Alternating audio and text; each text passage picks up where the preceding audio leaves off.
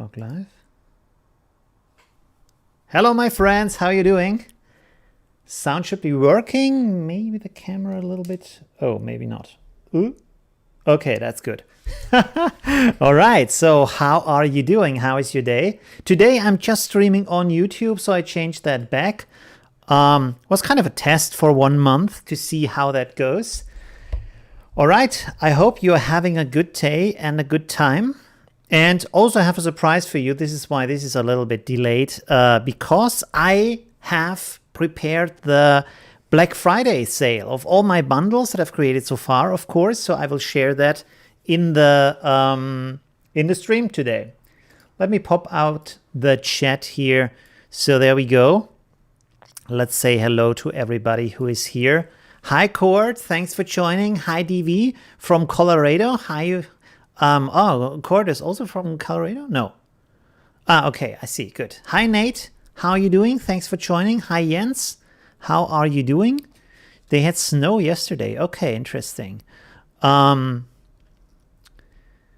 Olivio? I'm here now. Sorry for the delay. So now I'm online. Hi, Ingo. Thanks for joining. Hi, Andrzej. Thanks from Poland. Hi, Greg from Mississippi, USA. Good to have you here. Hi, Scorpio from New York City and Hugo from Deutschland. Hi, how are you doing? All right, so I was working really hard to get this bundle basically going. And yeah, it was like always last second with me. So I guess I have to do one last change because there's this kind of chat bot posting the packs, and of course I want to have the right link in there. 1 second. The product is already online. I will show you in a second. One moment. Where do we have that? Cloudbot. That sounds good. Oh my god, I'm always so last second here. So this is all off. Okay, so we only have to have this here. So let's go with Black Friday bundle. Boom. Okay, so that should be okay. All right. And then I probably should make a window so I can show you what's going on. There we go. And this time it's a lot easier also. Well, you decide, but yeah. Okay, cool. Where's the chat? 1 second. Let me get the chat back. Whew, wow, lots of people joining. That's great. Hi, Brett from Vancouver. Thanks for joining. Vancouver Island, British Columbia. Okay, cool. Hi, Marco. Hi, Joe. Hi, Rob. From Netherlands. Okay, pretty cool. And Pacey from Switzerland. Hi, how are you doing? Really nice to have you. I think some new faces also here. So that's pretty cool. Hope a lot of people are joining in to watch the live stream. And today it's all talking about photography and also giving reviews to your creations. Is my sound there? Yes, should be there. Okay, cool. All right. So let's see what kind of stuff we are looking at today. Different kind of photographers. So someone also said La Chapelle. I know I'm not showing you my screen right now. I'm just trying to get the photos first. There we go. And by the way, you can suggest other photographers if you want to. So that's okay. Oh, okay. We have to like maybe select some of his pictures before I put this on the big screen, because sometimes they're a little bit have some nude scenes in them, so we don't want to show that. Okay, there's a lot of nude scenes here. 1 second. Okay, there's a classic one from him. And he's very good with color, so I really want to look at that. This is a famous one of him too. Oh wow, okay. Where's the one with the cheeses? 1 second. He's called David LaChapelle. And someone also suggested something in the Facebook group. I will look at that also in a second. Okay, there we go. No, we can't show that. There's a lot of restrictions on YouTube on what you can show and what you can't show. Wait a second. He had one with Jesus. Oh, this one. Yeah, this is a good one. Oh, the other one is also with Jesus. Okay, good. Yeah, this one is the better one. All right, let me have a look at the chat first. Hi, Zachary from California. Thanks for joining. Hi, Greg. How are you doing? Who are we talking about again? David LaChapelle is a famous photographer, so we will have a look at him. And we will also have a look at, 1 second, let's go to Facebook. And then I will switch my screen over so you can see what's going on. 1 second. So I announced that, okay, we should close that. 1 second. There's the announcement for the screen. Someone suggested, Marco no. Who suggested the photographers? Oh yeah, Marco suggested a photographer. So 2 photographers actually. So we can look at that stuff. No, wait a second. He had, there we go. And this is like, you have to tell me, because this one photographer really puzzled me on what's the special thing about it. Maybe it's a subject rather than what he's doing. So that could also be interesting. 1 second.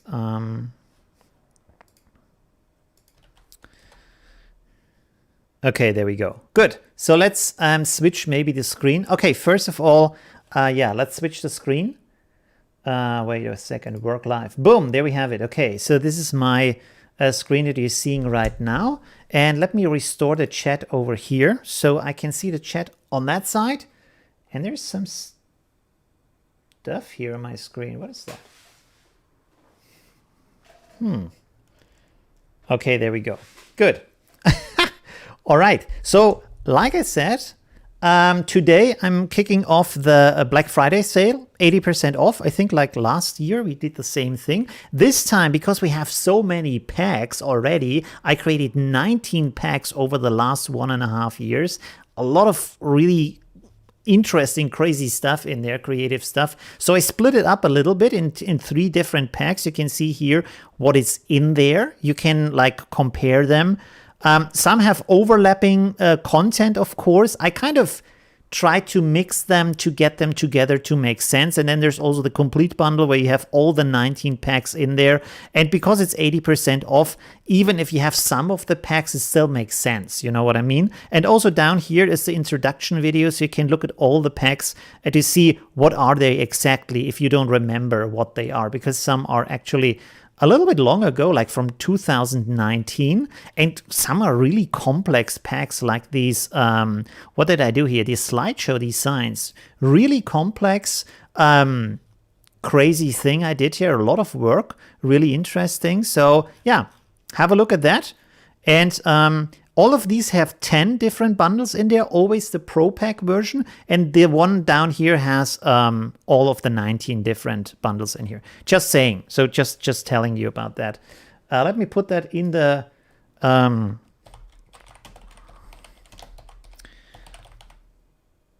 Friday bundles. Let me put that in the chat. So you can take advantage of that if you want to. I will make an extra video about that too. I just wanted to let you know today in the live stream. So there we have it. Yeah, that should work. The link should work. Okay, cool. Whew. All right. Okay, so that's that. And now we can talk about masters of photography. By the way, or yeah, like I said, you can suggest people in the live chat if you want to. He did the new Kenzo campaign. Did he? I don't know. Maybe he did. Okay, interesting. Oh, well, we can look at different photographers. Let's start with, okay, let's not show this one. This is LaChapelle, like his works. I'm not downloading anything. I'm showing you what's on the internet. And we're talking about the pictures. What he does is really interesting. So often he's inspired by classic art. Maybe we go with another example first. Wait a second.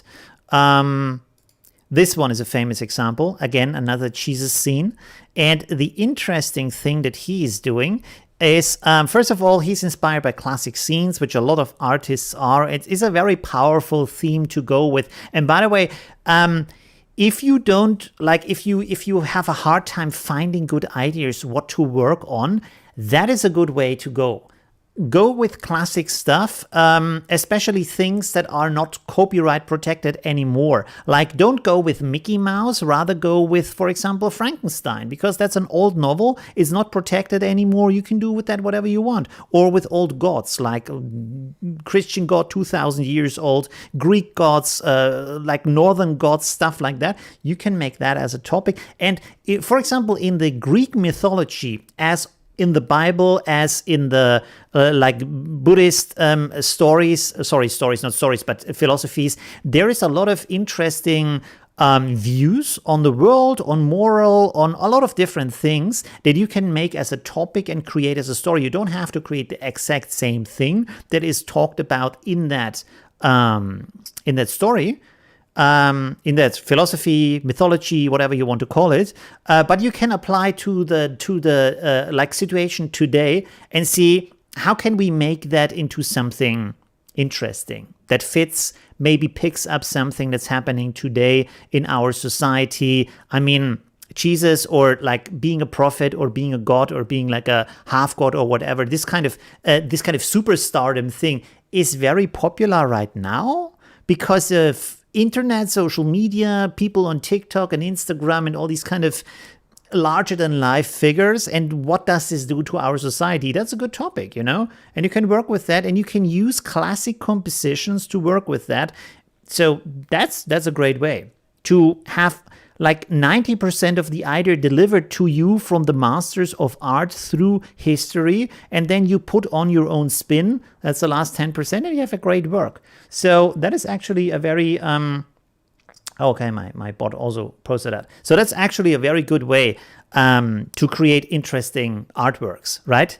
Now, another thing that he's doing here is that when you look at his pictures, often, not always, but often, you think it looks like these pictures are extremely colorful, and you will find the same thing with classic paintings. They look very colorful, but actually they have very few different colors in them. So in the past, the reason for that is, of course, they had to make the colors by hand. It was a lot of work. It was very complicated. So they rather just mix up 3-4 different colors and then mix these colors with each other. So in classic paintings, you will often find that you have, for example, a red and then different versions of red, and you have a blue and different versions of blue, and it makes the picture look very colorful, but actually it's not very colorful. And you can find the same thing in this picture, where you can see that, for example, of course, from the Christian religious stories, you have this kind of combination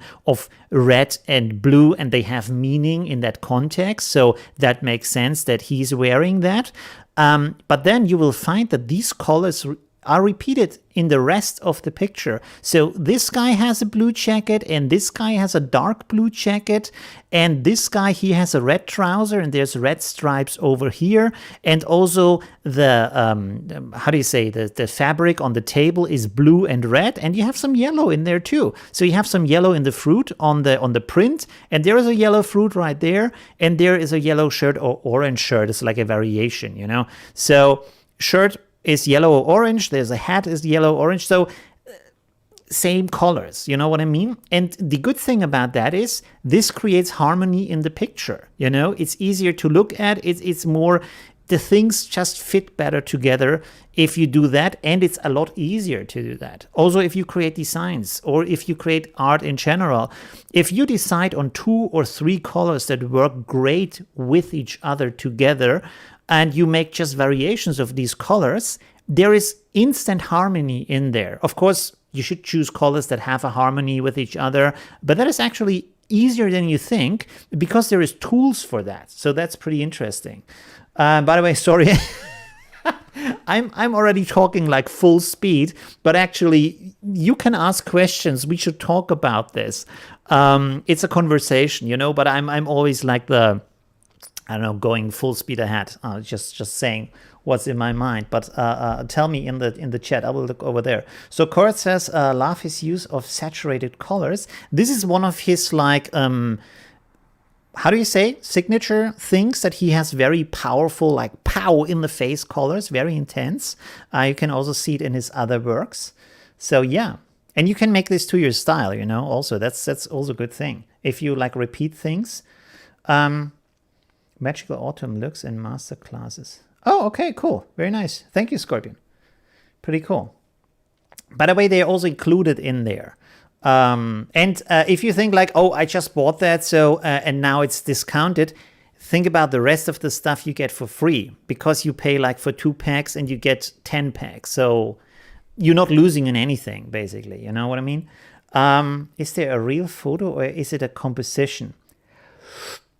That is actually a good question. I don't know.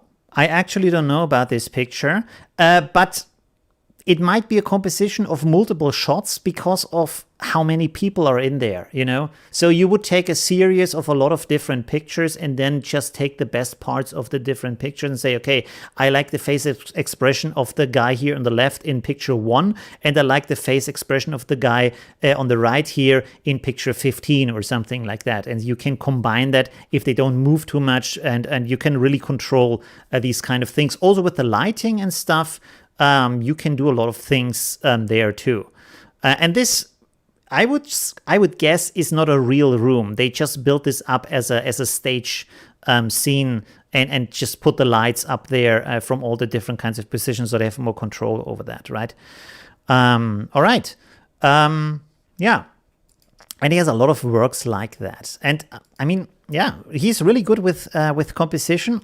Again, if you want to learn about composition, look at classic art. That's also a very, very good source. And by the way, one thing that is I think very undervalued today in photography is the expression that you have through how you hold your arms and hands and fingers. You see, if you look at these different, maybe you can zoom in here a little bit. Look at the position of the hands. And the interesting thing here is, well, if you look at these hands, all of these hands have a different position. None of them is the same. Also over here, they all have different kind of gestures in their hands, and they do different things. So this brings a certain rhythm and dynamic to the picture rather than everybody being the same, you know? So that is something you can learn from classic photography, from classic paintings. And what you can also learn from classic paintings is that actually different hand gestures have different kind of meanings and different kind of expressions. So this is very good to look at these kind of things and also read up on them a little bit. You don't have to really create it for the same way in your photograph, but if you know why the masters in the past used it in a certain way, and you can put that into your image, even if the people don't understand what it is, you still have this kind of energy in there, and you have this kind of craftiness, I would say, masterfulness in there, because they might spend a lot of time thinking about these things. So they did it because it just works for the image, you know? You don't have to use it. I'm not saying this is the only way, but it's a good way of sourcing and a good way of inspiration to work with that, you know? Yeah, okay.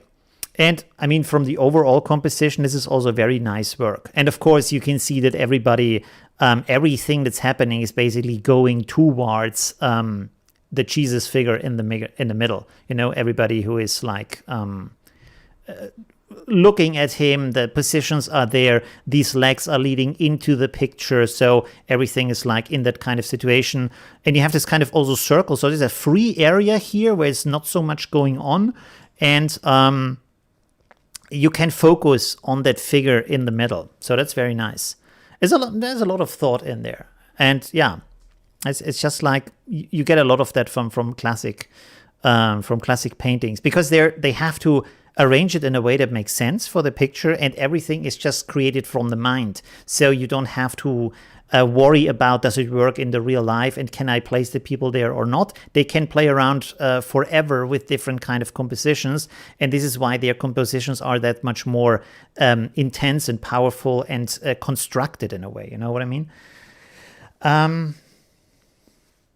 Sticky fly tape hanging down. Yeah, that's interesting, right? So there's these little details here, like the sticky fly tape, and you have this figure here that might be oh god, I'm a little weak on my on my Bible knowledge.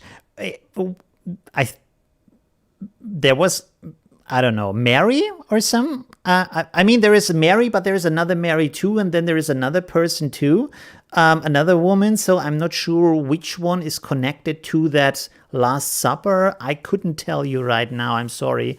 But with that gesture and looking up into the sky, she's the only one who is basically not looking at him.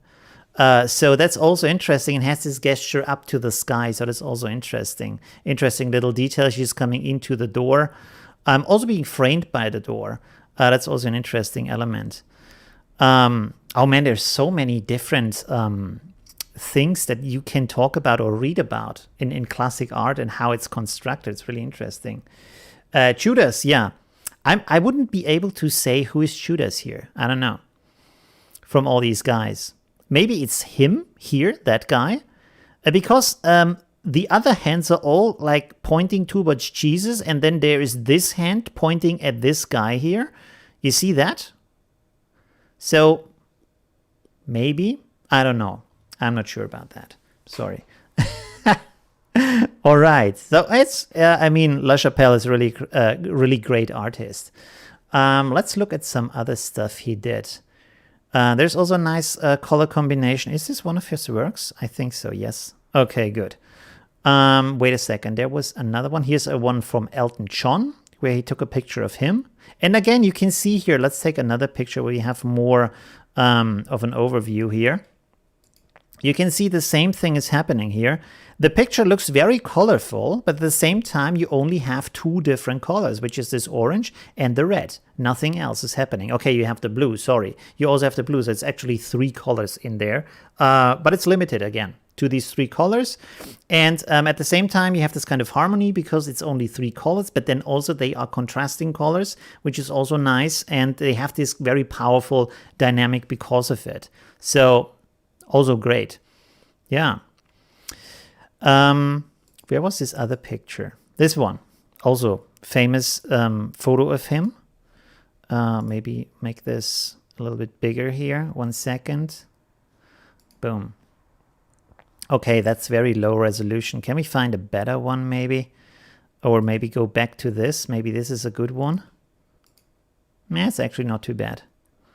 Okay. I don't think this frame is part of it, so it's just the picture in the middle.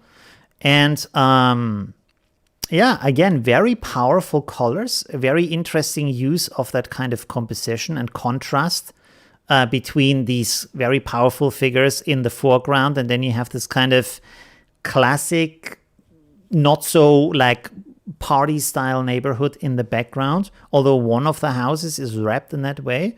So yeah, that's pretty interesting. I couldn't say too much about what this is about. I don't know. If this is a piece about politics or culture or I don't know. I wouldn't know in that case. I don't know all of his works. I just like the style that he's working in. And I like in this photo how much these figures look like out of the world and a little bit like plasticky from the light and from the shine on the skin and all these things. They look like super real, like hyper real. And then you have this kind of boring, normal neighborhood background, which is a very high contrast in between these two. So yeah, pretty interesting. But I couldn't, to be honest, I couldn't tell too much about this picture. Okay.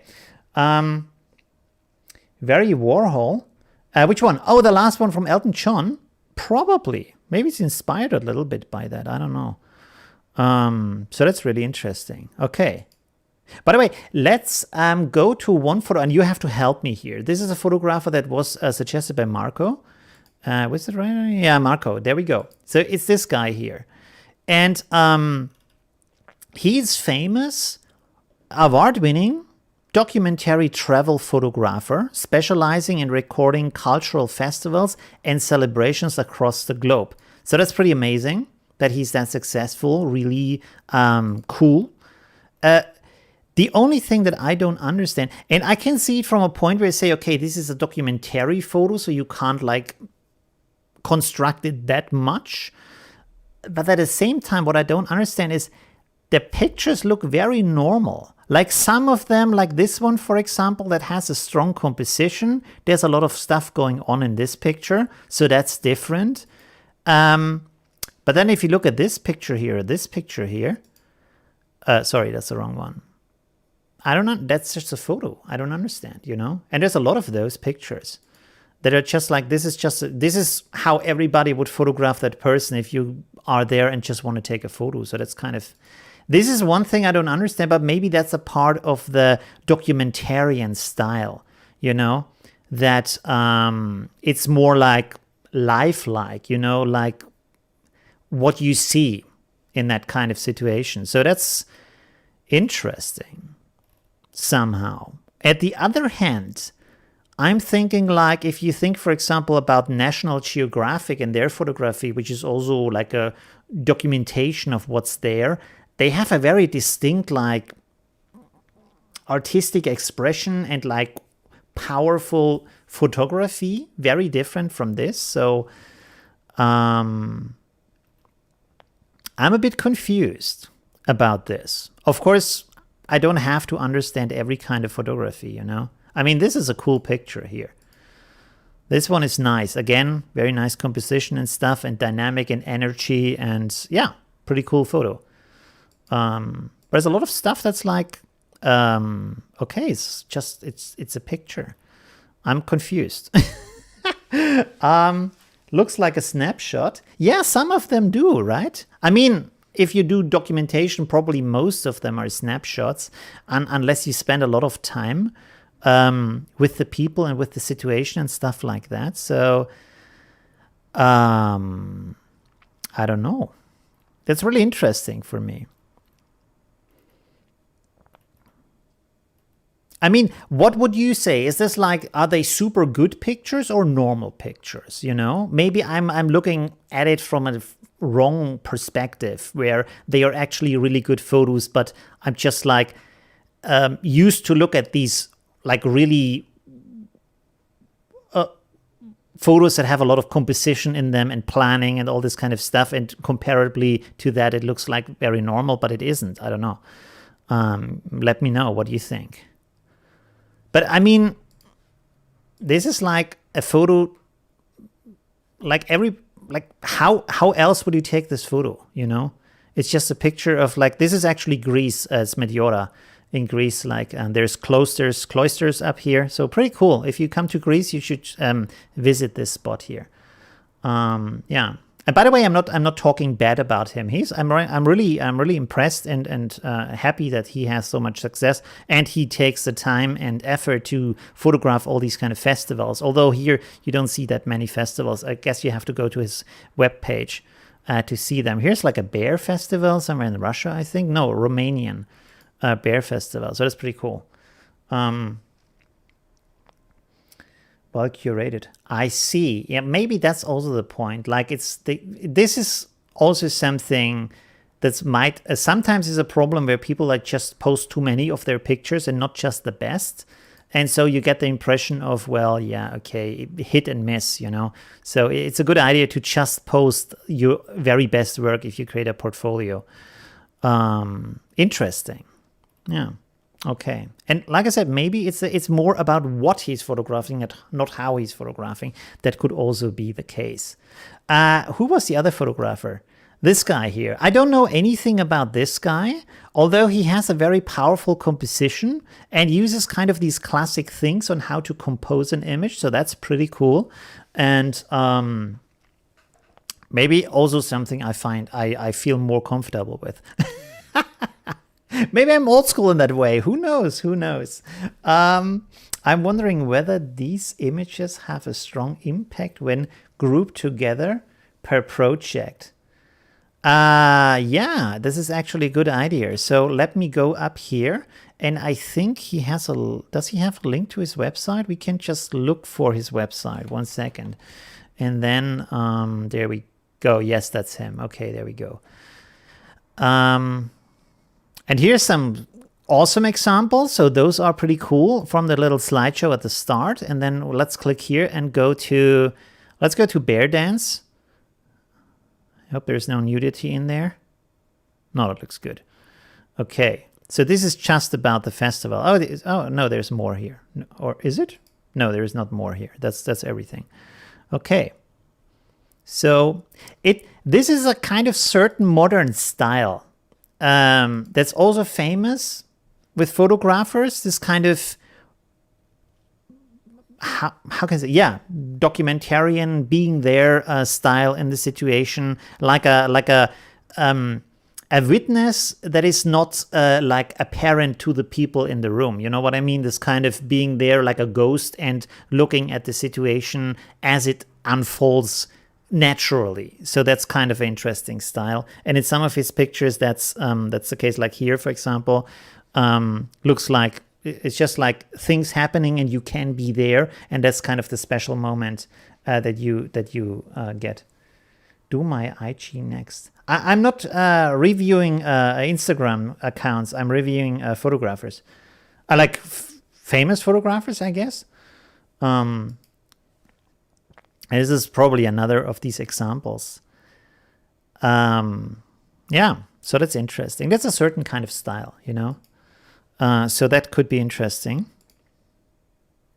I think personally, it's probably just that I like this kind of larger than life style a lot better, and enjoy it a lot more because I like to find a lot of things inside of pictures and all this kind of how they are constructed and the ideas that went into them and all this kind of stuff is really interesting to me. So, yeah.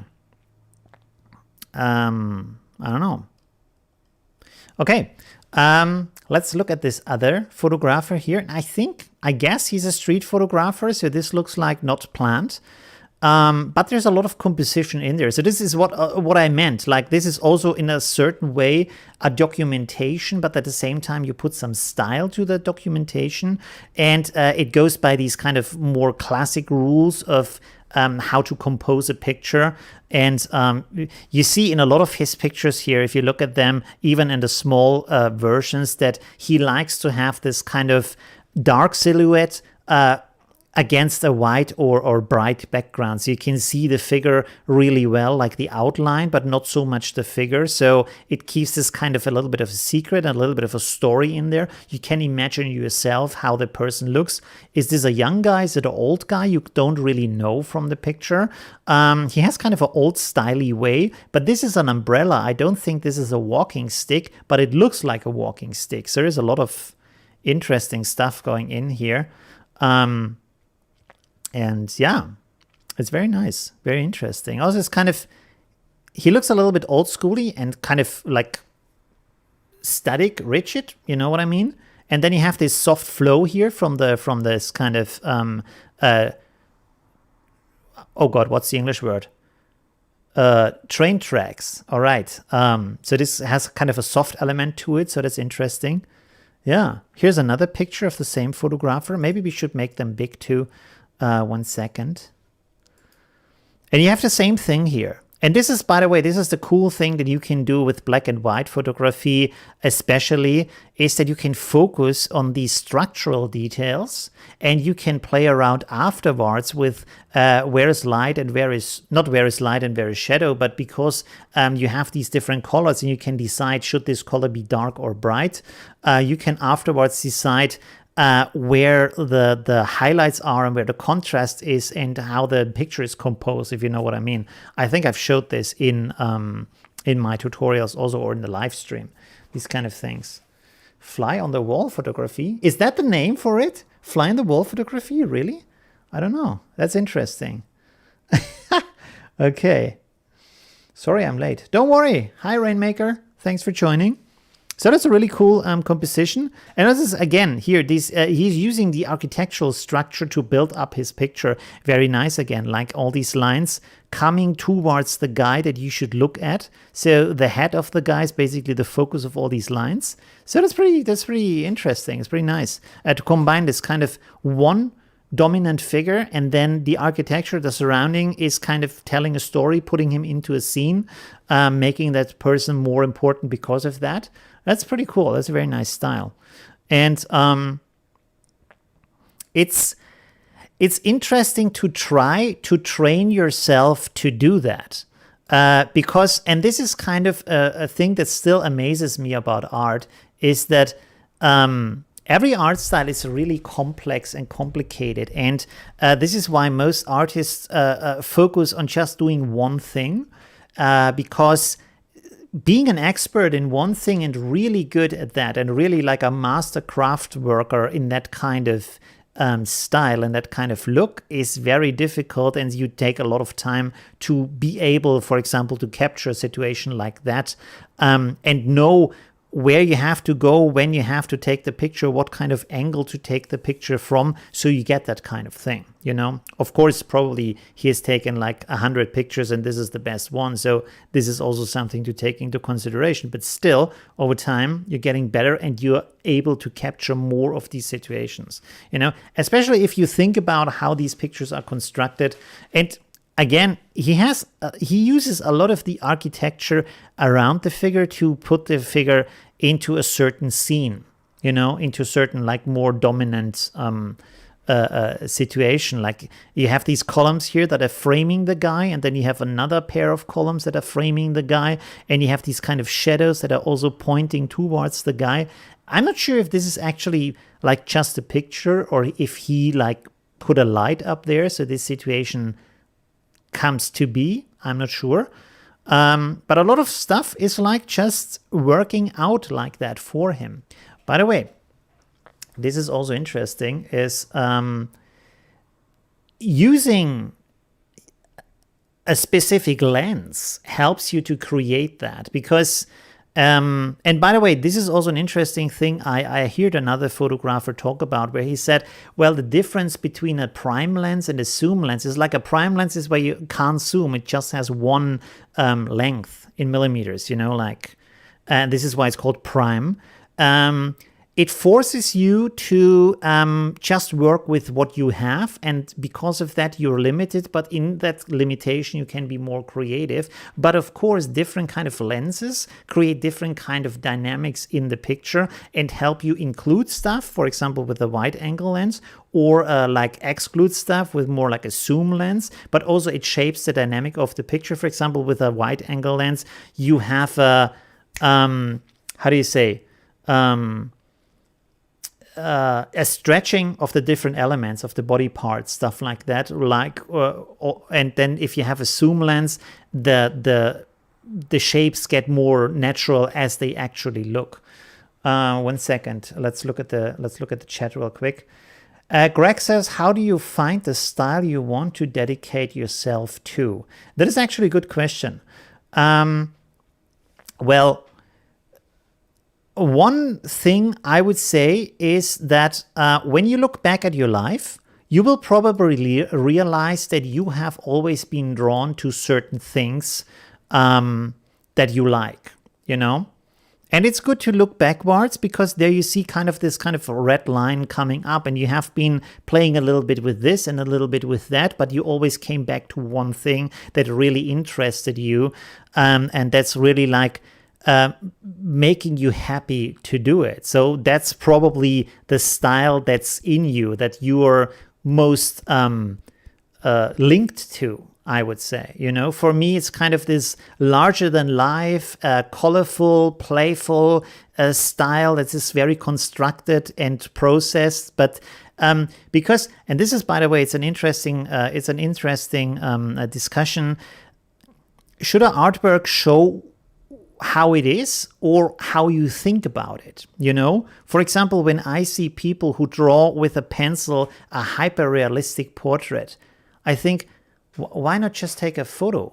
Because it's the same thing. You don't add anything. Of course, it's cool that you can technically do it, but what did you actually create in that moment if it actually looks the same as a photo? It's like, what's the benefit, right? So for me, it's always like adding something of my own perspective, of my own view, of my own influence. You know what I mean? Why would I just copy something that's there? If I copy something, probably the original is better than my copy. Otherwise, I wouldn't have copied it, right? So if I create something that's more than the original in the sense of adding my own spin and perspective and view to that, that is something that makes the copy special and maybe even more special to some people. You know what I mean? So, but that's up for decision. Like, I guess if you would ask the photographer from, where was he? If you would ask him, he would probably say, no, it's about documentation and I want to recreate what's there. But for me, it would be like, I want to add something else, you know? So I'm more into this kind of thing. Well, maybe not that picture, but the other one, this one. Where have we been? Okay, with these pictures. Again, pretty cool, very nice. Very nice perspective here. Let's go for some other questions. Let's see. Scorpio says, this and the previous 2 black and white photos at the train station are great. Okay. Pretty much a vignette. Which one? The last one we looked at? Yeah, very like, has kind of a vignette around it. I would say a natural vignette probably. So that's pretty cool. And also, it's a good stylistic way. This is why I like vignettes, because they focus your attention to the center or to where you put the vignette, because you can put the vignette off center and then just have a highlight around the, for example, the face or whatever you want to photograph, and the rest gets a little bit like muted out by shadows. You know, by the way, here we have, maybe this is not a subjective camera, but this is more like a camera where you, maybe it's a subjective camera. A subjective camera means that you have the feeling that you look through the eyes of someone. Maybe the photographer, maybe an actor, maybe, I don't know, whoever is the subject in that situation. For example, in a film, if you see a camera that is like static and you see someone running by, that's an objective camera. But if you see it from the eyes of the person running, like the camera is shaking and going like down the road, that's a subjective camera. And you can do the same thing with photography. And it can be very interesting to have a subjective camera where you have the feeling you look through the eyes of someone rather than just being an invisible eye that's floating there for no reason, basically. You know what I mean? And a subjective camera, of course, is also more alive, more human in a sense. Could also be, of course, an animal or something like that. But it's more, it has emotion bound to it. You know, it's connected to a purpose, to a feeling, to a cause, while an objective camera is just an objective camera. It's an invisible eye. It doesn't have any kind of cause or idea or reason, you know? Okay, let's look at the chat again. Sorry. I'm a bit slow going through the chat. Scorpio says, I like the fact that no grain was introduced into the picture, whether in camera or in post. What do you mean no grain was introduced? You mean with this picture that it should be more grainy or something? DV says, what would the result be if instead of black and white you would use two other colors? Would the impact be as effective? I would say that very much depends on what you want to do with the work and what the purpose is. If you take color out of a picture, I think that in a lot of cases, it becomes a lot more about the structure and the composition and a very, very powerful expression through these elements, basically, you know, because it's limited to just black and white and the gray values in between. So you can see that this is more of a pattern, of a sculpture, of a kind of texture that you're looking at, and that gives you this kind of feeling towards it. While if you compare this to images where you have color, by the way, let's look for another photographer I really like. I've showed it in the past, but I'm just like a fan. What's the name? And I'm like, my brain is like Swiss cheese. So what's the name? Okay, let's go with. Let's search around. Wait a second. Photographer Twilight series. Yeah, there we go. Okay, I'm... If you don't remember the name, you have to remember what's it about. His name is Gregory Crutzen, so we can look at that. Maybe look for a picture that's where we don't have any nudity, hopefully. And that's interesting to look at. Wait a second.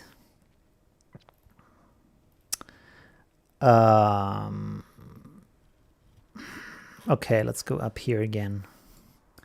So, Gregory Crutzen, there we go. Twilight. Twilight is an older series of him, but I find it's really good. This one is nice. Is it a good resolution? Doesn't look like it, but let's open it up. No, that's not a good resolution.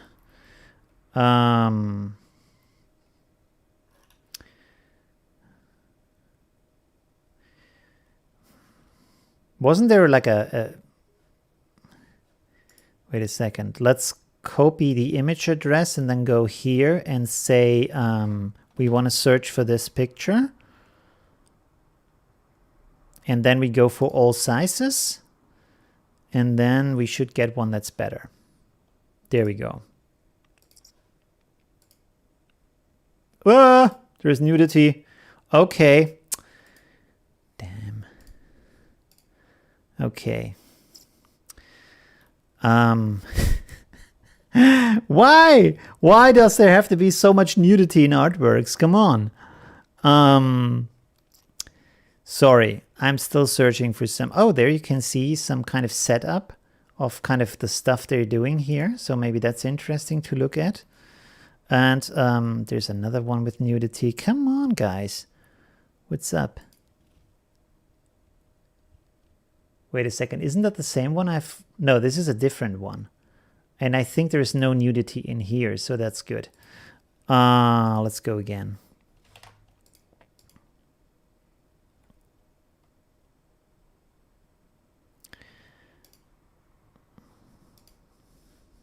Okay. Sorry, that was a little bit of a... Okay, it's still small resolution. Isn't there like a better one? Why are they... Wait, this one is better? No, it's the same size. Why are they all in this kind of small resolution? That's very strange. So this seems to be the biggest resolution. Huh. Okay, never mind. I think it's good enough for the stream, probably.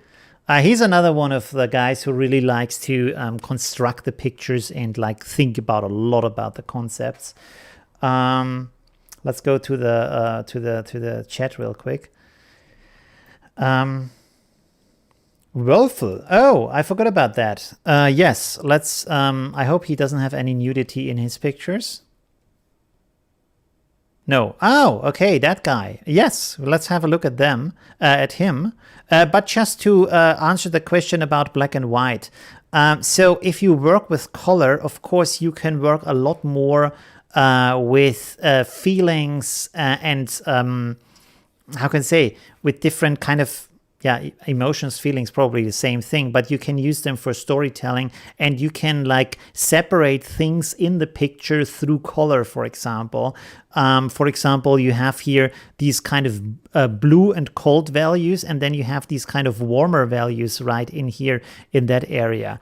So you can play with that to create certain emotions or connections towards different kind of things in the picture, and create relations through the colors. That's pretty interesting. By the way, again, if you look at the picture, it only has 2 colors in that case, maybe 3 colors. So you have all these brown and yellow tones, and then you have the blue tones. Not much more going on here. And this is why you have all this kind of harmony, but this is also why it creates a lot of readability in the picture, where you can separate these areas that are more brownish and orange from the other ones that are more blue, and create a story, create a kind of build up in the picture through that. You know, that's really interesting. Not everything goes through composition and where you kind of place your camera and the people and the lights and all these kind of things. Color is a very important element for that. Yeah. Sorry. Okay.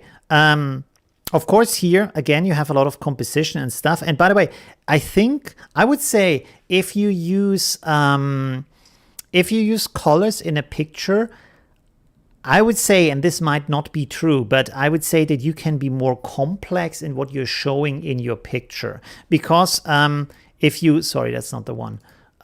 If you have a black and white picture, you're very much reduced to just, these values. And if you put too much in there, there is nothing else you can use to separate them. Maybe some architectural structures or the placing of the people or light and shadow to separate things. But at a certain point, it's just like probably too much information that's in there. While when you work with colors, you can be very intricate about what some things mean or don't mean, and you can have very little details. For example, if you look at that fabric here and it has a different color, and you see it because of that, and because in this case you could say I have this fabric here in a certain color, and then I have the same fabric on her in the same color, and so I have a connection between these two, which is something you couldn't really do in a black and white picture. So you can just be more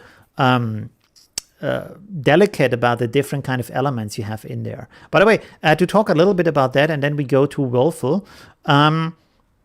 If you look at this, how beautiful this picture is constructed. This is like the kind of stuff that I like in photography. It's more like closer to classic art, probably. You have her, and you see her from the back, and then she's looking into the mirror, and you see her from the front. And she's like in that kind of frame. And there's these two other frames around it, which has also this kind of Trinity thing that you have in Christian religion. So that's also pretty interesting to have that. And also these are these kind of altars that open up as these kind of Trinity altars. So this is kind of the same shape. You can see, you can close this down basically. And the interesting thing here is in the real world, she's standing here alone. And then back here, you see her arm coming out of the edge of the picture, but the person is cut out of the picture. You only see a little bit of the arm here, so very distant from her, also almost outside of the story we see here. But then if you look into the mirror, she is standing right next to him, but he is with the back to her. He's looking away from her, so he is distant. And also they are in two different color spaces. He's in this warm brownish color space and she's in this blue color space. So this also separates them, but at the same time, spatially, they are close to each other in the picture. So that is a lot of composition and ideas going into that, and a lot of like also studying works of classic artists and like other artists in general, to get this kind of concepts in your mind. And this is also like learning from other artists and learning, for example, about how you use reflections. That's pretty good. I mean, you would spend a lot of time to come up with this on your own, but if you study other artists, you just see it in other works and you can just use that idea. So that's pretty interesting, So, I mean, just from these two elements, you can probably get the idea that they live in a situation where they are married, but they have lived apart from each other, like emotionally drifted apart, but they still try to want to be together, but there's still this kind of distance between them, So that's really interesting to have that, all these elements. And there's a lot of other elements in here too, For example, this kind of light. There's a door here, but it's not like per accident, because you can see there's light coming from there, and the light is shining exactly at where she's standing. So, I mean, I really like Gregory Crutzen. He puts so much thought into his works. Let's go for the chat again. Sorry. Attraction of photography is that you can view life in its idealistic way. Yeah, this is one thing I like about it, like create art where you have the ideal on how you want it to be rather than how it is. Of course, how it is also an interesting thing, especially if it's about something that's not working out, to look at things that are drastic or dramatic or like sad or something like that, that make you think. That's interesting. in that sense. So that's also important.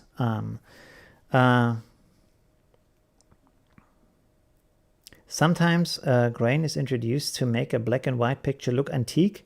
In that case of the black and white photo shown, the monochrome was perfect. Oh, I understand what you mean. Okay. Set a filter for size in Google search. Yes, you can set a filter for size. That's true. I forgot about that. That's a good point. Alfred Hitchcock movie. Maybe, yes. Alfred Hitchcock had a lot of interesting concepts in there. And this is, by the way, that's a cool thing. If you look at these old films, so don't just look at other photographs or other 2D pictures. Like, okay, film is also 2D technically, but it has this time element in it. So if you look at old films from Hitchcock and Kubrick and Godard and, I don't know, Antonioni, there's a lot of classic filmmakers out there. You look at what they did, you can learn a lot from that on how to build up pictures, you know? So that's very good as a source. How she's framed by the light from the open door. Yes, absolutely. So that's pretty cool. The man outside of the frame symbolizes the distance in the relationship. She only sees a reflection of the man, not the real man. Oh, that's interesting. That's a good idea, to see just a reflection of him. Maybe the ideal, like maybe not the ideal, because he's like still looking away from her in the picture, but maybe she sees him in a warmer light than he is in the real life, you know. She still has these kind of warm emotions. This is why he's surrounded by this warm aura or something. So that could be a concept. That's really interesting. Yeah, there's so much going on in these pictures. Like, it's so interesting to deconstruct these pictures, right? Maybe he's dead. I don't think he's dead. I'm not sure, but I don't think that Gregory Crutzen is using these kind of like ghost elements or something like that. Or maybe if he would, it would be more like a shadow or something. I don't know. I mean, could be. All right. Let's have a look at this one.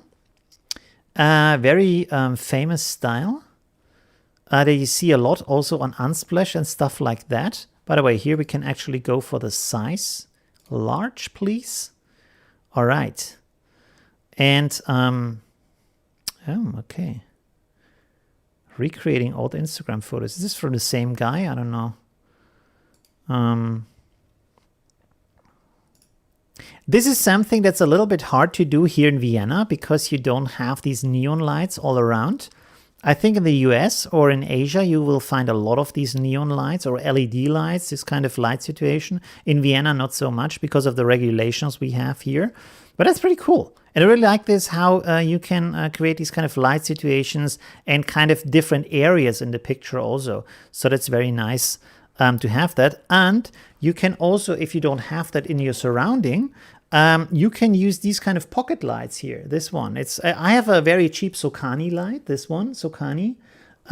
It's a LED light, so it doesn't use a lot of power. You can charge it with your power bank. It's very, very small, and you can put gels on it. Actually, this comes with a different, like an amount of gels. They are not the best from the color, but they are good enough, I would say. And you have these kind of two soft things that are sticking on that with magnets. So yeah, and if you have two of them, of course, you can create like a pink light from the front and a blue light from the back. And this gives you this kind of 3D impression in the picture because you have this kind of outline here a little bit on the left side, highlight, and then this other light on the other side. This kind of makes the shapes more apparent that you have in the picture, while at the same time everything is lit well, you know. So that's a good thing to do. He uses glasses a lot for X-ray reflections. That's a good idea, actually, to have these glasses, yeah. And lately, these like really huge glasses that come, I think, from anime series and movies are very famous to photograph, especially with women. I don't know if men also wear them, but yeah. Yeah, so playing around with that light is really effective. And you can see here, he takes a lot of this also blue and pink. Very good combination. Also contrasting colors. So that's pretty good to have that. By the way, I was thinking about maybe to create like an online course about different kind of color theories and color concepts and how to bring them into a photograph. So that could be interesting to do. So to like have this kind of theory, but then also put it into the practice, and also the understanding of how do you actually make that happen. Because usually if you photograph a scene, like if you look at this here, there's a lot of colors going on here. So how do you make it from this to having something that just has two colors in the end, and these colors fit together and create a certain like feeling in the pictures? That could be an interesting online course to delve into, you know? Yeah. And by the way, if you look at these pictures, that's pretty interesting, is also, if you look at this compared to classic photography, we have now more photography that is, again, this kind of larger than life thing that tends to make things more dramatic, put them in a certain action angle, you know what I mean? Make it a lot more, how to say, powerful and dynamic and interesting and stylish. It's not just this kind of thing we did in the past of just taking a photo of something, you know, like your parents, for example. If they took photos, usually they just photographed the scene. Okay, just stand there in front of the Christmas tree and boom, and the photo is done. You know, that's it, just like from the front, from the eyesight, like this, and just taking a picture. While now you do all these kind of different tricks and ideas with the angle and with the light effects and with the editing to make it more dramatic and more interesting. Yeah. That's a big change of how we create photography now. Of course, it has a reason, and the reason is that now we are sharing the pictures with other people, and the other people don't know us. So for them, a photo of just what is happening doesn't have as much meaning because they don't connect to the details of what was going on there, you know. But if you what's the English word? 1 second. If you stage it in a certain way that's more powerful and kind of has all these kind of very obvious elements in there, you don't need to have a intricate understanding of what's going on there on an individual level, on a personal level, because the picture speaks for itself, because it's that kind of like overdone that you easily know, okay, this is going on in the image, you know? And this is the main reason for that, is because we show it to other people who don't know us as much. So we need that kind of crutch, that kind of help, so people can understand what is going on, right? It's not just about being super aesthetic or stuff like that. Okay, cool. Yeah, I want to create more courses. I'm always saying, hey, I want to create courses, and then they're not really coming. I'm working on the business course, by the way. I've already put up a list of what I want to talk about. If you're interested, we can also look into that a little bit. I can show you the list of what I've put up so far, or maybe not. Maybe that's not a good idea. But yeah, I'm working on that. So that's coming for sure. Absolutely. That course is coming even this year. So I want to have it ready for the start of next month to do that. The course, if you don't know what I'm talking about, I made a post in my Facebook group about I want to help you to create your own online business, because I think this is not the last pandemic, the last crisis we are going to see. And for me, one of the reasons I ventured into being a YouTuber and being online and having an international community rather than only having local customers is that I want to have more independence and freedom as an artist, but also as an entrepreneur. You know what I mean? So if something is happening here, or if something is happening, I don't know, let's say in the US or in the UK or something like that, there is still other people out there that are that I have as customers, so I'm kind of less dependent on a certain economy. For example, right now we have a strict lockdown in Vienna, so I can't even go to customers, but because I do everything online, I can talk to other people, and other regions, especially in Asia, are already behind the pandemic, so they already have plans to get up and into business again. So for them, a completely different situation, and this is what I want to help other people to make happen for themselves, because I think this is what the future is looking like. We are going more digital and more also specialized into a sub niche. Sorry that I'm talking business right now. I'm kind of drifted into that.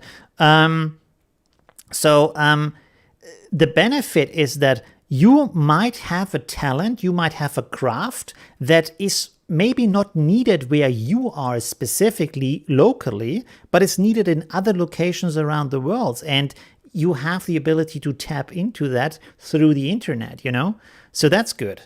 So you can do whatever you want as long as you find enough people who are interested in the same thing. That's a business, So that's good. And I really like that, because I like to be adventurous and modern and experimental, and the customers I had here are not so much like that, because they are more classic. So I wanted to do something else, something where I can be myself. Okay, enough about the business talk. Let's go back to the pictures. Sorry. But it's something that really interests me to also help you in that kind of way. By the way, there's a lot of this stuff going on lately in photography, I've noticed. There's also this kind of famous guy, I can't remember what his name is, who also, there's multiple guys like that, who hold something in front of their camera and then take a picture, like, I don't know, these kind of like poker cards, or like cutting a melon, and he does like he's cutting it, but actually his friends are holding the melon in front of the camera, stuff like that. These kind of like little photo camera tricks, in-camera tricks, you could say. So that's very famous recently. I mean, it's because it's fun mostly, and also because it's kind of easy to do it yourself. So it's like a mini tutorial to say, hey, do this, like cut a hole into a paper and then set it on fire and photograph through the burning hole a person behind that maybe doing some tricks with a fire stick or something. And that's like, oh, okay, that's a cool idea. So that's pretty awesome. That's pretty cool. All right. Okay. What else are we going to do? Should we look at other photographers, or should we go to the review? Because we are at 1 hour already. It's another one. Again, 2 colors. Very interesting. Is there? Oh, okay. This is a painting. Interesting. Okay, so that's something different. There's a lot of different concepts. You can also talk about concepts. I don't know. What do you want to do? Is there other photographers I can show you, or do you want to suggest other photographers? That's also something we can do. I'm just thinking about, because I showed you the photographers I like a lot. There's also Jeff Wall. I think I showed you in the past. I'm thinking, is there someone else I wanted to show you? I have some other photographers I really like, but they are very likely to have some kind of nudity in there. Like, what's his name? Terry Richardson. He was famous some years ago. I think he's still famous, but he has a really interesting photographic style. You have to check it out on your own. I don't like the trend with holding something in front of the camera. I'm not a huge fan of that either. But I mean, it works for them, so that's cool if they have success with that. And it's like a little funny trick that you can do, like these little magic tricks where, I don't know, you show a card trick, or like these kind of, you know what I mean. It's kind of that thing. But it's a little small entertainment that works. And is also has its purpose, because this is it's called a snackable media. And snackable media means that you can consume the complete production of that thing like from one stop of your subway to the next stop. So you only have like 2 minutes, but you have to get the full story and be impressed and be like, wow, I want to leave a comment and a like, and then I go out of my subway to change to another line. This is what's called snackable media, and is based on how our life is today. And this is also influential for thinking about, first of all, how does media work, and also how does culture work today, because we have these kind of quicker, snappier things. For example, you can also see it with shows on Netflix or on Prime or stuff like that, that people are more likely to watch a series with shorter films in it rather than a full film, full movie film, because it's just a smaller time investment and you can always stop and always get back into, while you don't want to have a break in a film. You just want to watch the full film. It doesn't make a sense to just watch the first 20 minutes and then go somewhere else. But with a TV show, like a Netflix show, you can do that because the episode is ending after 20 minutes. You know what I mean? So that makes a lot of sense. Check out Cho and Crosta. Okay, we can have a look at her. Oh, and Cord was first. 1 second. So Fiona Lark? Is that Lark or Ark? I will put this over here just to check out what is going on here before I put it on the big screen. 1 second. Oh, but that's more... Huh?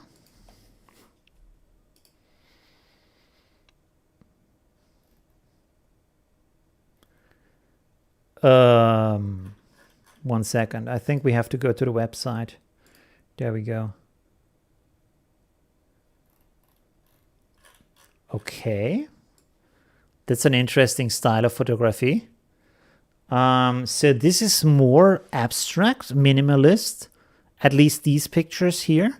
Is it? Oh, she has an Instagram too. And a YouTube. Is she big on YouTube? Let's see. No. Okay, very small.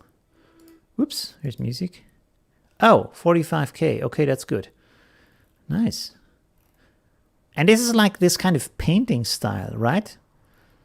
Black and white, but it's more like this as if it was painted as a picture, as a photograph. Pretty interesting. Very minimalist. Let's go to these pictures because they're a little bit bigger. And I wonder if she puts the fog afterwards, like digitally, or if it's like that when she photographs it. But you can see it's like just a person, and then these kind of abstract, the landscape becomes an abstract texture in the background. It's almost like you hear a melody playing when you look at the photos. Really interesting. I like that. Very nice. Very cool style. I like this kind of minimalist thing also, where like the less is going on, the more is happening in your mind in a certain way, you know? Pretty cool. Really interesting. I feel like with this one, I almost see colors down here. It kind of feels like there's like green foliage down here, you know, like some grass and leaves and stuff, although it's a black and white picture. So that's also a very interesting style. It looks very intimate, a lot of these photos, because it's just one person and everything is so soft. It feels more this kind of emotional thing. But the camera doesn't feel like it's subjective. So you have this kind of objective camera, but and at the same time you can like just feel the picture that is there. Really cool. Really like it. Oh wow. Okay, so here we have a stronger composition. Is this probably on purpose that this looks like an eye and they are inside the eye? Interesting. Really cool. I have to write her. I mean, I would like to like invite people to my live stream. The most problem here is that I'm in Austria, and a lot of people tell me, yeah, it would be cool, but my English isn't that good, which is really strange because they learned it in school, but still. So finding people who can actually speak English well would be amazing. Really cool pictures. I really like that. Very interesting style. Although you are very, very weather dependent if that is real fog. So that might be complicated. Or she went to an area where there is a lot of fog just for this kind of photographic project. That could be also the case. Very nice. Interesting. Who else was suggested? 1 second. Oh, yeah. Joanna Krusta. Wait, I will bookmark this. Let's close this. And then let's see. Oh, that looks like more like fashion photography style, which is also interesting, but very different. It's like really interesting how different the styles are. Oh, by the way, yesterday I listened to a live stream and it was a discussion about what's the difference between a work that is fine art and that is not fine art. And the interesting thing is, they were talking about the composition and the style and stuff like that, and if that kind of composition and style makes it art or not. And I found it really interesting because I don't think that has anything to do with that, you know. Of course, art often has a certain way it looks and it feels. And some things you kind of know they are not art because they are too kitschy, too like something you wouldn't put in a museum, to be honest. You know what I mean? But the more important thing is we have in our society basically three big ways of creating new knowledge and new understanding. And those are philosophy, science, and art. So art is just another way of creating knowledge in our society. And they are equal to science and to philosophy, right? So what makes something science? What makes something philosophy? And the simple answer is like, it's not the way it's written. It's not the way it's phrased. Is it part of the dialogue? Is it part of the scientific discourse that's out there? Does it try to be science or not? Is it in the science system or not? And this is what it makes basically science, you know? So if you follow the science rules and you do it like science does it, and you enter it as a published work into the science discourse so other scientists can talk about it, that makes it science. If you don't do that, it's not science. Easy, simple as that. And with the philosophy, it's the same thing. And with art, it's the same thing, basically, you know? So if a work is art or not, is the big question is, do you want to be part of the artistic discourse that's out there? So do you understand what the artistic discourse is, and do you react to it? And does the artistic discourse react to you? And if those things happen, then it's art, you know? And if they don't, it's not art. And it might be that in your lifetime, the artistic discourse does not react to you at all because you are unknown, or because they just ignore you, or because they just don't understand what is going on. But they might later on, maybe 100 years after you're dead, they just say, oh, this guy actually was visionary. He created something, or this woman was visionary. She created something that's amazing and was influential in one way or another. And yeah. So that is the most important part, not how it looks. Nobody knows how future art will look, you know. So, and art can be anything. So that also can't be an argument for that. And also another thing that's important is to understand is that these three different areas of creation of knowledge, they are very specialized and very specific. They are not public goods, so to speak. So they influence almost nobody in our society. You know, the results do. The people who create something from that, they do, but not the people themselves in them. You know, sometimes they do, like Andy Warhol or Picasso or something. But if you think about Picasso, do you really think that he was famous in society back then as an artist? He was famous in the art scene, maybe, but if you would go to a normal person on the street and say, hey, do you know that guy, or what he does or why he does it, they would go like, no, who is that? I've never heard of that guy. Like with artists today, think about famous artists today and think who knows them, if anybody knows them, you know, like, I don't know, I couldn't even tell you who are famous artists right now. Maybe some of them, you know, but like, for example, Gerhard Richter. Have you ever heard of that guy? Probably not, you know. Or Lucian Freud, one of the most influential painters, apparently.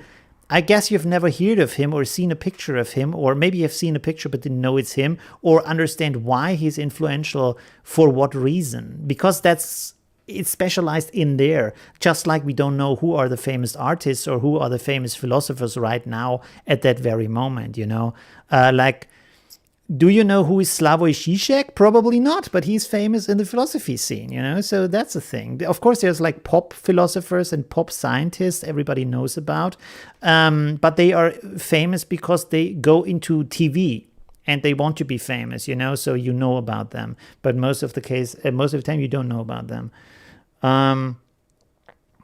All Dreamy Selfish. She's from the UK. I guess in the UK is a lot of fog. From what I remember, foggy and rainy. So that's the perfect landscape for these kind of pictures, I would say. Okay, that's good.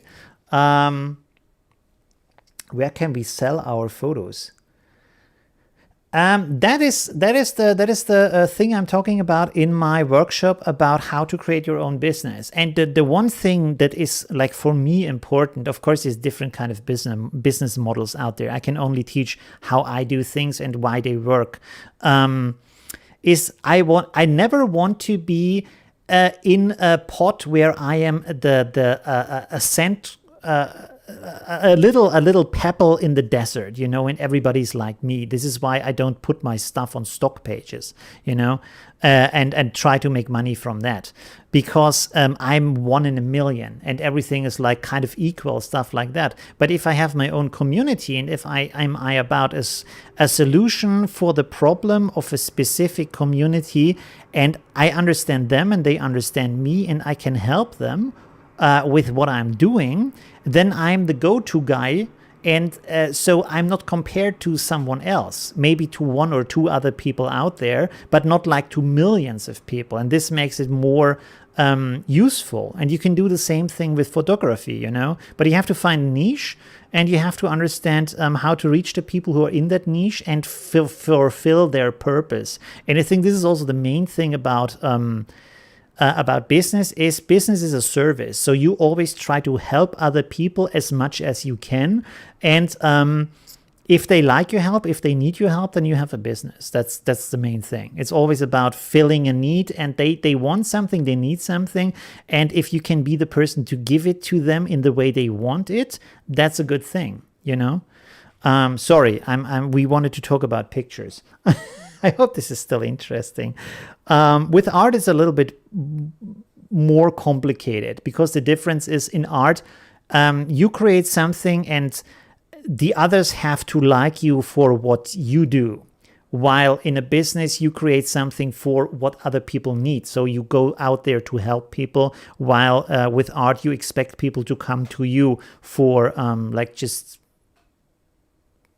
liking what you do. So that's a lot more complicated to satisfy, that kind of thing. But you can also do it, especially if you build a certain kind of interest around you. I think this is what you probably need to do most as an artist, to build an interest around what you're doing and the purpose you're doing. This is all about phrasing and creating an emotional connect, I would say, like, if you build something where you feel like people have a huge passion for what you do and they can't wait to get the next piece you're creating because it's just that kind of interesting and satisfying for them, then they come to you and they follow you, So this is a useful thing for an artist. This is also why a lot of artists have a own kind of style, and this kind of extravagant kind of thing is going on, because they want to create this kind of figure that is very clearly different and creates something that people long for in an artistic sense, So and you see it a lot in art. This kind of thing is happening. Through the works or through the artist. It can be a super quiet artist, but then the works are very powerful, Okay. I have heard of both. What? Check out Masha Sharadi. Okay, let's talk about her a little bit. By the way, we also need to do the reviews. We are already at 1.5 hours almost. So let's look at this a little bit. This is more like fashion. By the way, okay, there's one more thing that differentiates fine art from creative pictures, or just like photography as a business, is that if you create a photography as a business, you create photography as a product. So that means you create it so either it can sell or you can sell something with it. With, for example, fashion photography, the purpose of fashion photography is that it sells the clothing. You know, if it doesn't sell the clothing, you won't get booked a second time as a photographer. So that has to happen. While art is just about art. You know, that's the big difference. It doesn't have to be anything but art. And you buy it for the purpose of being art and not anything else apart from that. And that's different from things that have a purpose out there, you know, like I don't know, architecture and like purposeful photography or something like that. Like if you want to have a nice wedding photographer, you want to have something that's like representing your wedding and is like nice to you in the way you want to remember it. It's not about some guy going freaky about your about his style, and you get something he likes, but you don't like, you know, unless these two things come together. But yeah, that's a different kind of story. There's an interesting story from Picasso. I'm not sure if that's true, but like a businessman came to him and had his portrait painted by Picasso, and you know Picasso, how he paints it. And the businessman looked at it and said, well, it looks nothing like me. I don't like this portrait. I'm not going to pay for that. And he said, don't worry about that. Because in 100 years, nobody's going to know you. And this is a portrait of you, so it doesn't matter if it doesn't look like you. They only will remember that this is a portrait by me. But it's true. It's really true. You see that if you go to the museums, there is a little plaque under the picture. It says, picture of a woman with a dog. You don't know who that person is, and science doesn't know who that person is because everybody forgot about that, but they still know who the painter is because that's the only important part about the picture, not who was painted. So that's a big difference. All right. I'm not sure what to say about these pictures. They are very great, very cool from the way they are constructed. And very classic, like this kind of fashion style thing. So really interesting. You can see the huge difference, I would say, from the postures and also from the hands, if you look at that. And also the facial style. So you will find often in fashion photography, there's nudity. Is there nudity? Not really. Okay, that's good. Where the face is kind of empty, doesn't have too much emotion. You can see here in a lot of pictures, no expression on there. One of the purposes of that is in fashion photography that you can project yourself into the person. So the person shouldn't be like too flashy, too kind of different. You want to see yourself in that kind of dress or on that kind of place. So there is often this kind of very empty facial expression. And also, of course, they want to have a neutral situation towards the clothing and stuff like that, you know. So either it's empty or it's like, I don't know, happy family, stuff like that. Is a can of soup art? It can be, yes, absolutely. A can of soup can be art. Why not? You always have to understand the context of it, you know? That's the important thing, right? Why something is meaningful to a person and has a cultural impact, you know. And it was probably more meaningful when it was created back then, because there it was historically impactful, and then now it's like common knowledge, you know. So everybody accepts it and it seems like normal, but back then it was a big thing to create something like that, and it was a really, wow, you can do that, I didn't know you can do that thing. That really made it, I don't know, like really, really special, you know, and this makes the importance of that, you know. Yeah. So, like, for example, if you think about, like, it's you can compare to the first person who, like, think about Marco Polo. If I travel today to China, I sit in a plane, I travel there, I stay there for a little bit and then come back, I can't write a book about that because it's normal. Everybody can do that. But back then he could do that, but not many other people, because it was very special. It was very dangerous. He was, I don't know if he was the first guy, probably not, to do that, but it was special, you know? So this is why he's so famous for it and why this is so meaningful. While today it's just like the most normal thing you can do is to take a plane to another place, you know? Nothing important about that, you know?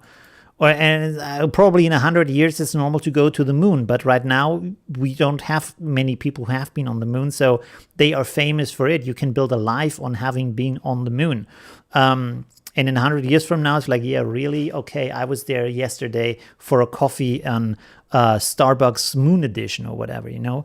So that's what makes it important. Okay, I'm talking too much about things that are not photography. I'm sorry. All right, let's look at some other artists here. We wanted to talk about photography. I think this is somehow related, though. Well, what are we looking at? So I haven't talked too much about this picture, though. I don't know what to talk about that, though. I'm not too much into fashion photography, to be honest, although these pictures are pretty cool. Yeah. By the way, one thing I like about fashion photography is how I'm not sure if this is actual fashion photography, maybe it's not, but often in fashion photography what they have, it's very clean and has this kind of plasticky, distant kind of disconnected feeling. Do you know what I mean? It's not an ideal world. It's almost a dystopian world in the way of how emotionless and perfect it is and how separate it is from everything that's kind of happening. You know what I mean? Because it's just, you know, you can see that this kind of situation is just created for this kind of advertisement, and the rest is just like, it's not part of the real world in that sense. So I really like that kind of part of that. Okay, let's go on to something else. And then we also have to do the review, right? Let's look at one more artist. Whoop, I can't select the text. 1 second. I think I will just type it in here because for some reason I can't select the text.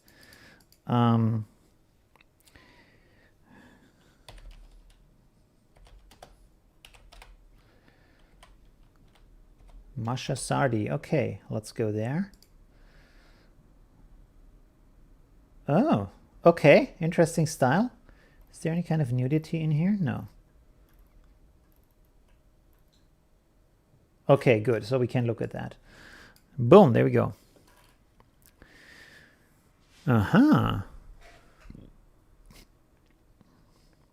So that's an interesting style because it's kind of a mix between this kind of classic painting oriented thing and then at the same time this kind of mute, realistic, kind of depressed colors. So that's an interesting combination. Huh.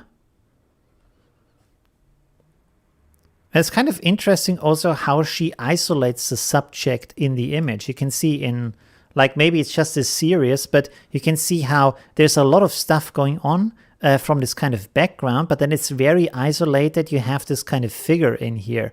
A little bit reminding me of Klimt art, where you also have these kind of compressed figures. You can see here again, kind of monochrome also, not monochrome, but just one color background, and then you have this kind of different body that's kind of pressed in there. Let me look at 1 second. Whoops, sorry. So you can learn so much from art and from looking at other artists' work. You probably also you probably all know this kind of work here. 1 second, I will show you in a second. This here, it's by Klimt, The Kiss, Gustav Klimt. And you can see how this, everything is like pressing towards, onto, like it's a 2D situation, and everything is very, very close. And then only these elements are actually the figures that you're seeing. So that's very, I feel like, oh, okay. similar to the style she's using, especially in this picture here, but also maybe here, because she's also very surrounded by these kind of things here. Very interesting, very cool style. And I really like this combination between this kind of classic artistic style and then very realistic and almost trivial colors in the background, like this kind of everyday, okay, that's life, that's real world thing. Bringing these two together and in a very contrasting style, I feel like. Interesting, really nice. Okay. Very nice. Yeah. So I can really suggest to you to like just look at different artists and see what they do and analyze their works and read up about art also. Oh, wait a second. We can, I'm not sure if this is a book you can find in English. Let me see. No, this is the German website. Let's go to the English website. I think I tried to show this last time, but it's kind of, yeah, it's very, what is, why, how is it that hardcover paper, oh, there's a hardcover. This is so strange that you have some classic books and then you can't find them anymore, not even as a Kindle version. Like a cheap Kindle version. It's really interesting. You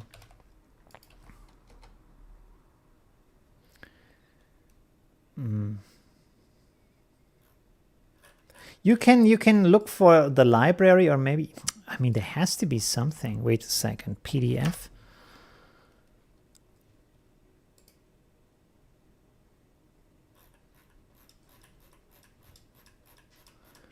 No.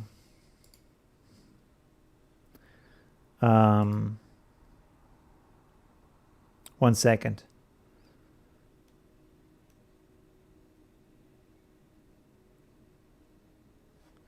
Okay, never mind. You could have a look at this book maybe if you find it. Like you can see here, it's rather expensive. There's like the hardcover for some reason is cheaper than the paperback, but maybe you get it in your library or something. It's called The Transfiguration of the Commonplace. This is by Arthur C. Danto, and he is like in a very simple way explaining what modern art is about and how to come from these abstractions that are happening in modern art to the understanding of why they are meaningful and important and how they change our understanding of what is going on around us. So this is a very good way to think about art and understand art, and also brings you closer to these kind of things. Maybe not that work here, but to just like have a common, better concept of what is going on in art and how these kind of things work, you know. Okay, this is I think a nude picture, so let's go to this one.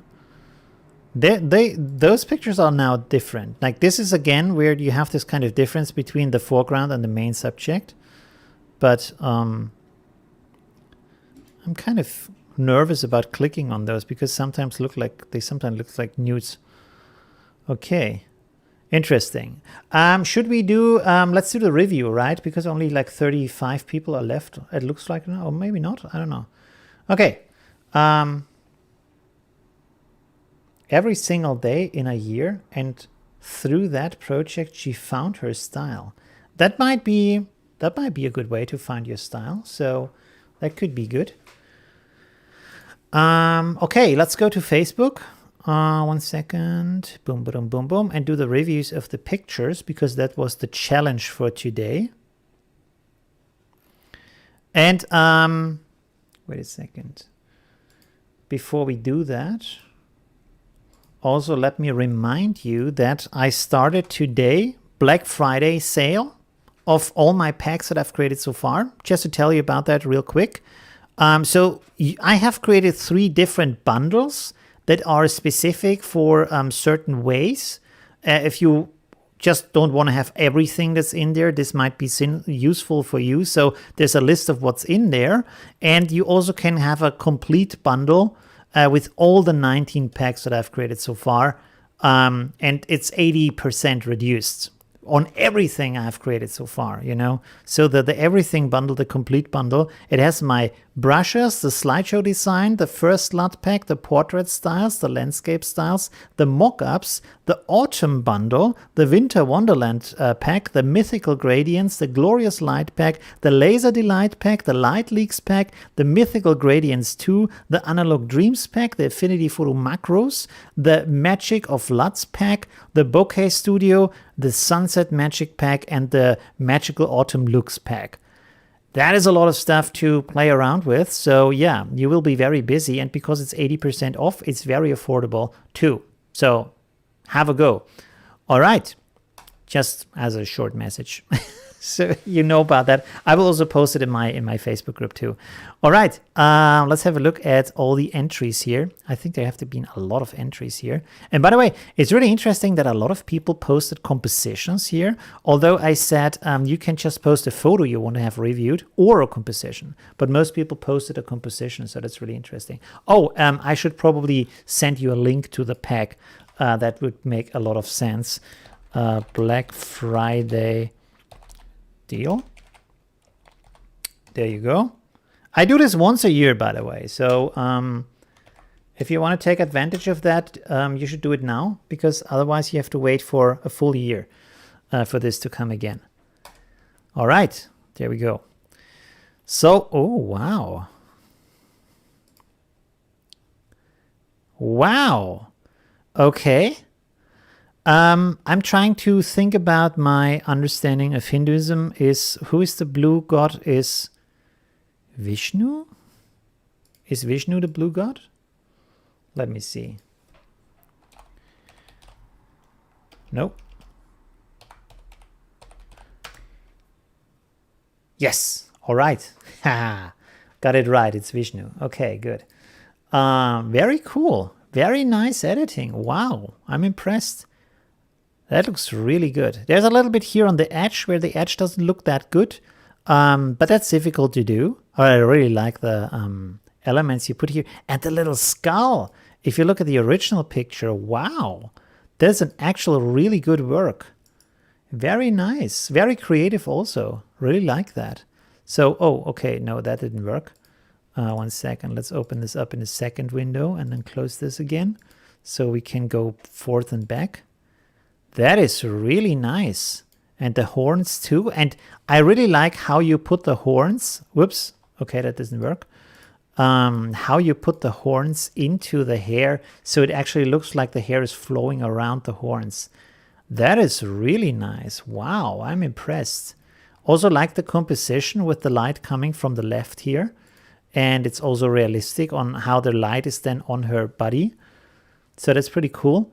And you did a little artistic tweak over here where you have this, the left shoulder brighter, and also here some highlights. But that's actually okay, because this is kind of an artistic trick you do to make things visible and like stand out, so they are easier to understand what is going on. Because if this hand here would be completely in shadow and the shoulder too, everything would sink just into darkness. So from my point of view, I would say that's legit. You can do that.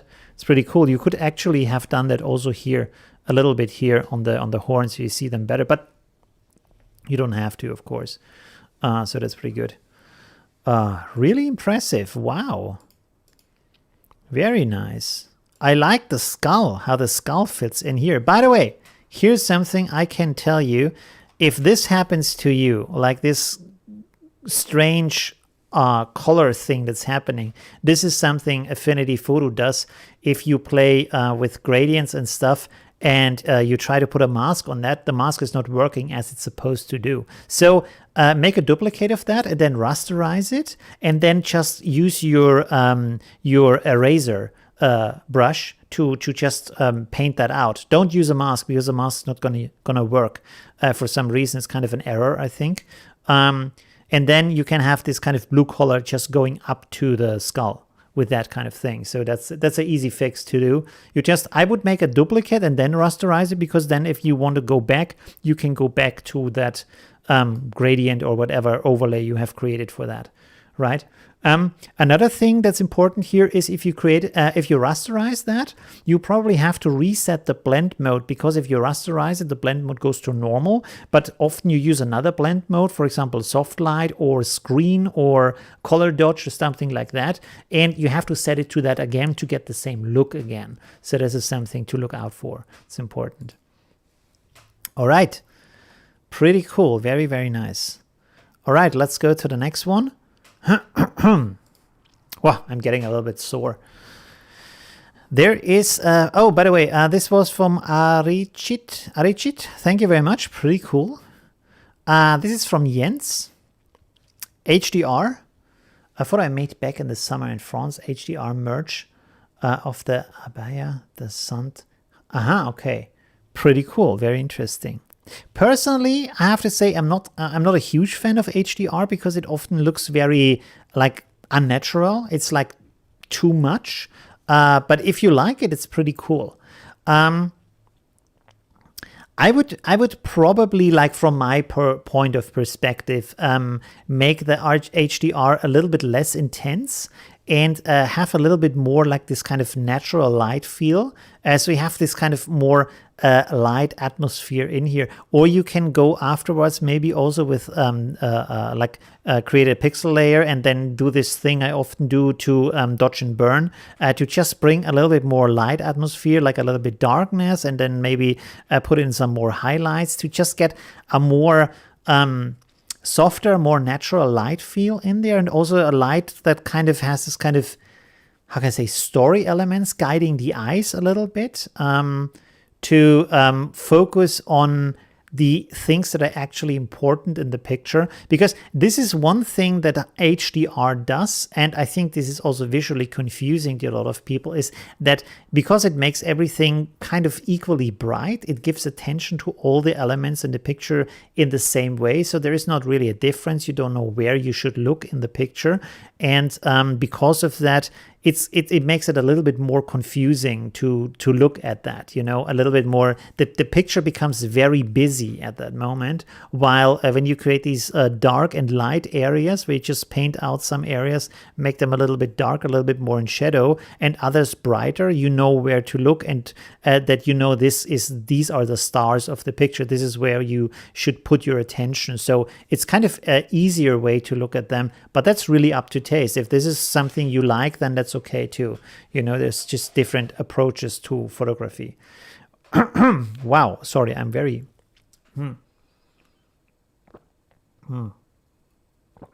Okay, there we go. All right, thank you very much, Jens. Pretty cool. Oh, there's from Gregory, and we have some, wait a second, how do we do that? Let's click on this and then click on that, and we want to open this up, and then also click on this and open this up. And now I think, yeah, we can switch. All right, really interesting. Okay, that's a very nice combination of these different elements and layers to put them together. I like how these structures here in the eyes are picked up by the structures in the hair. They have kind of a similarity from how they flow. So that's a really good spotting to put them together. I'm a little bit puzzled on, like, because there is some elements in the pictures that look like they are something else, and I don't know if that's intended or not. For example, it looks like this guy has a horn on his head, and also it looks like there is like a ghostly, like his soul or something is stretching out, his ghostly being stretching out till here, and this looks like a chin and some lips and a nose and some eyes and some eyebrows here, so this looks like a full face stretching out from his face but kind of disfigured. So I'm not sure if this is intended or not, but it looks pretty cool. And with the blue colors, it makes it look very ghostly, so maybe that is the thing you wanted to have from that. Really nice. I really like that. Very good combination. On some areas, the skin color is like coming through a little bit. I'm not sure if this is intended or just like the blending didn't work as well in these areas. That could also be. Although it doesn't have skin color. That's interesting. This looks like a little bit brownish pink skin, right? But actually, this is a black and white picture. So where does that come from? Oh, maybe from this, because we have some brown colors in here. So that could be the reason why there's some brown, or it looks like brown. Could be how do you say, optical illusion. We can actually test for that. Let's see. This is sometimes really interesting, because sometimes your brain is tricking you into seeing colors that are actually not there. So let's go here and then pick the color. Oh no, wait a second. Let's make a new layer, because otherwise the picture is taking on the color that I'm picking. So let's pick from here.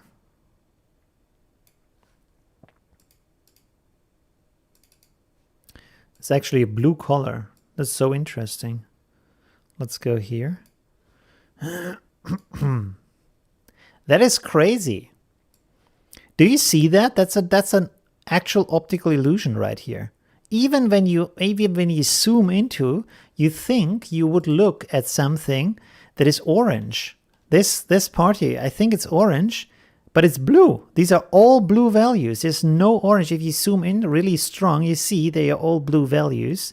So this is a classic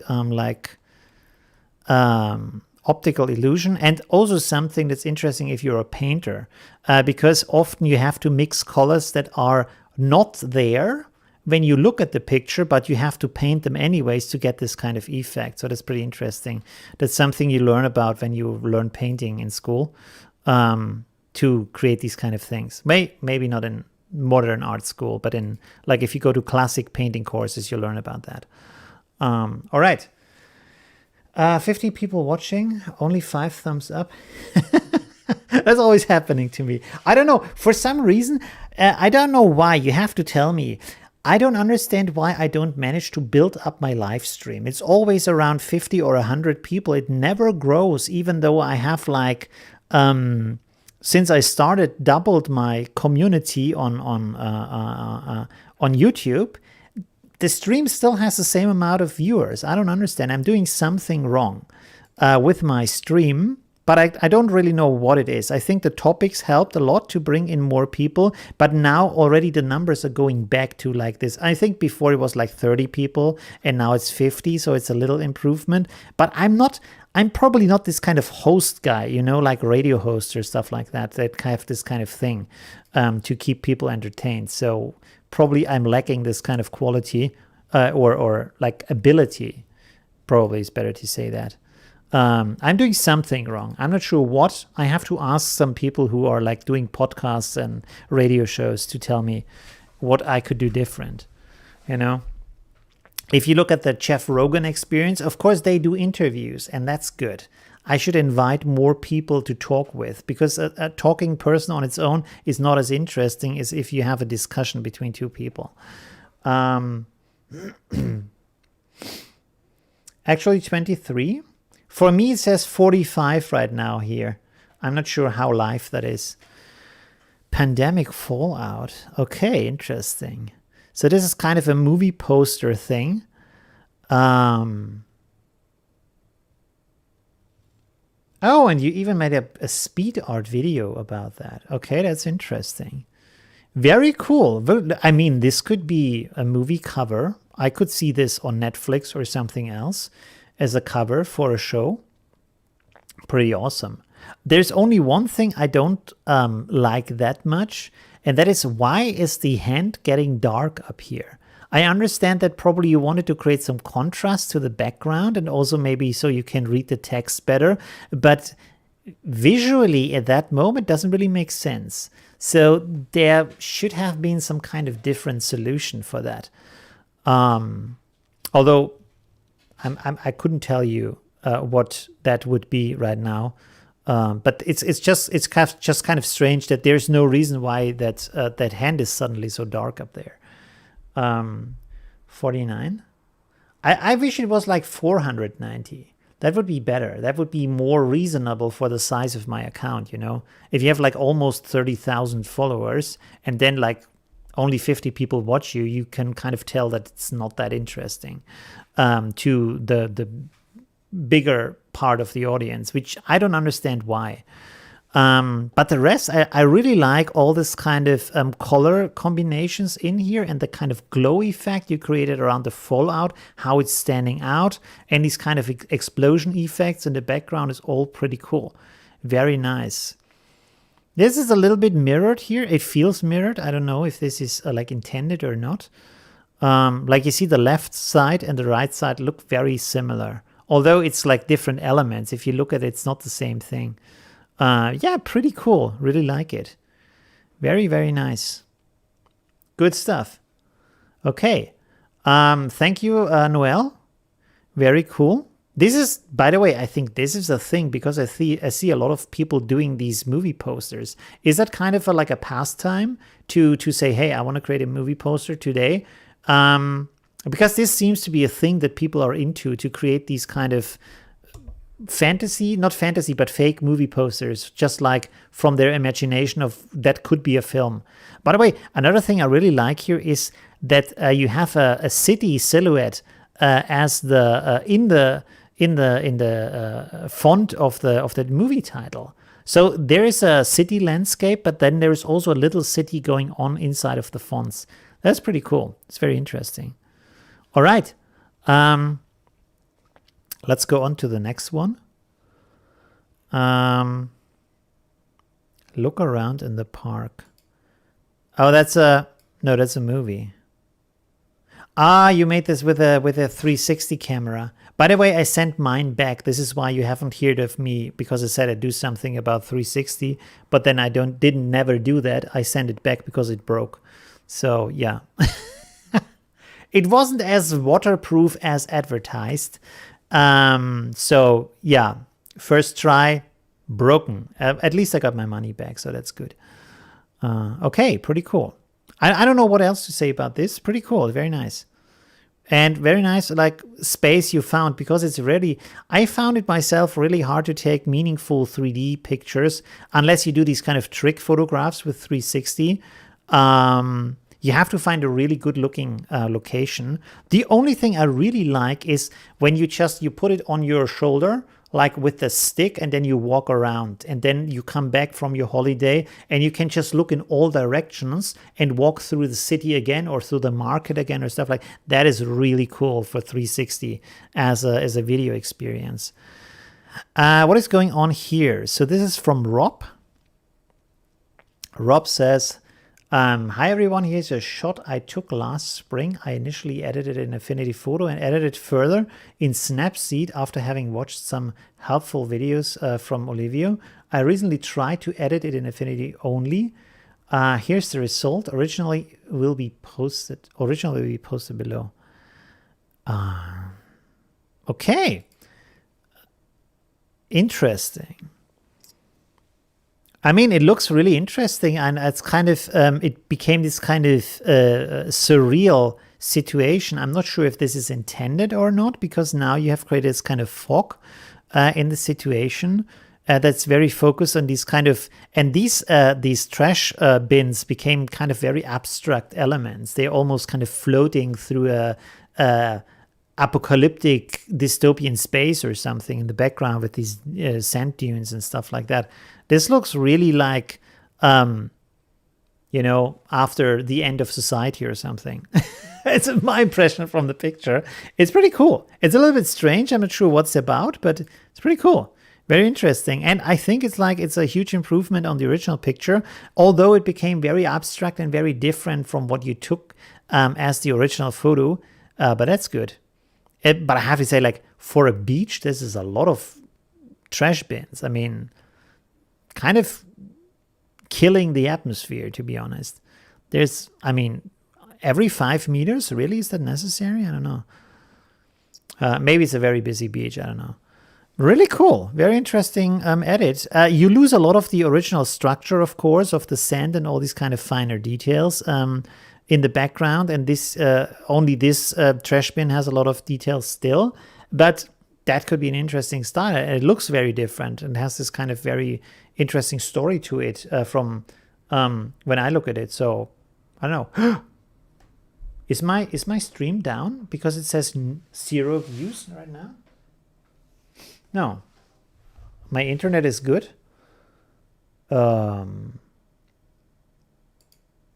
a second. Let me check.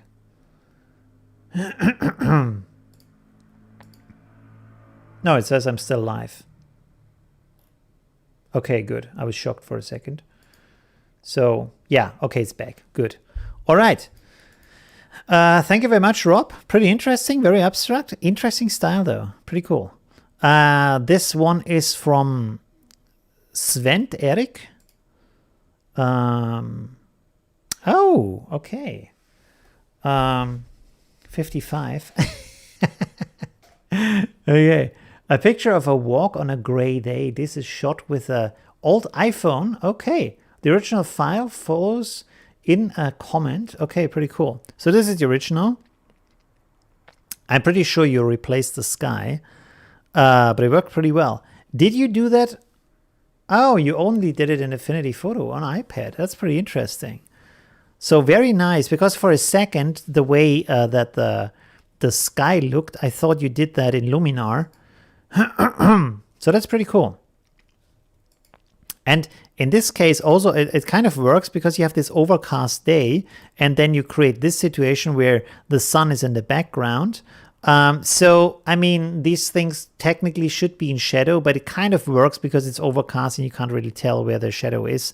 So, although, yeah, maybe it bites it a little bit, because the sun, like if you look at the clouds, the sun here is really intense from the contrast of light and shadow that it creates, but then in the landscape it's not. So it's kind of hard to find good skies to replace it with. So probably try to find something where the sky doesn't have that kind of strong contrast. You can still have a dramatic sky with less kind of strong light source and this kind of contrast situation in there to make it more realistic in that kind of situation. So yeah, very nice editing though. I like how you also edited this part down here to add some more atmosphere and some more contrast to it, and also a little bit more texture on the stone. So that looks good. One thing that's also missing here is that you have this kind of violet tone in the sky, and then you have this kind of creamy white, warm white style down here.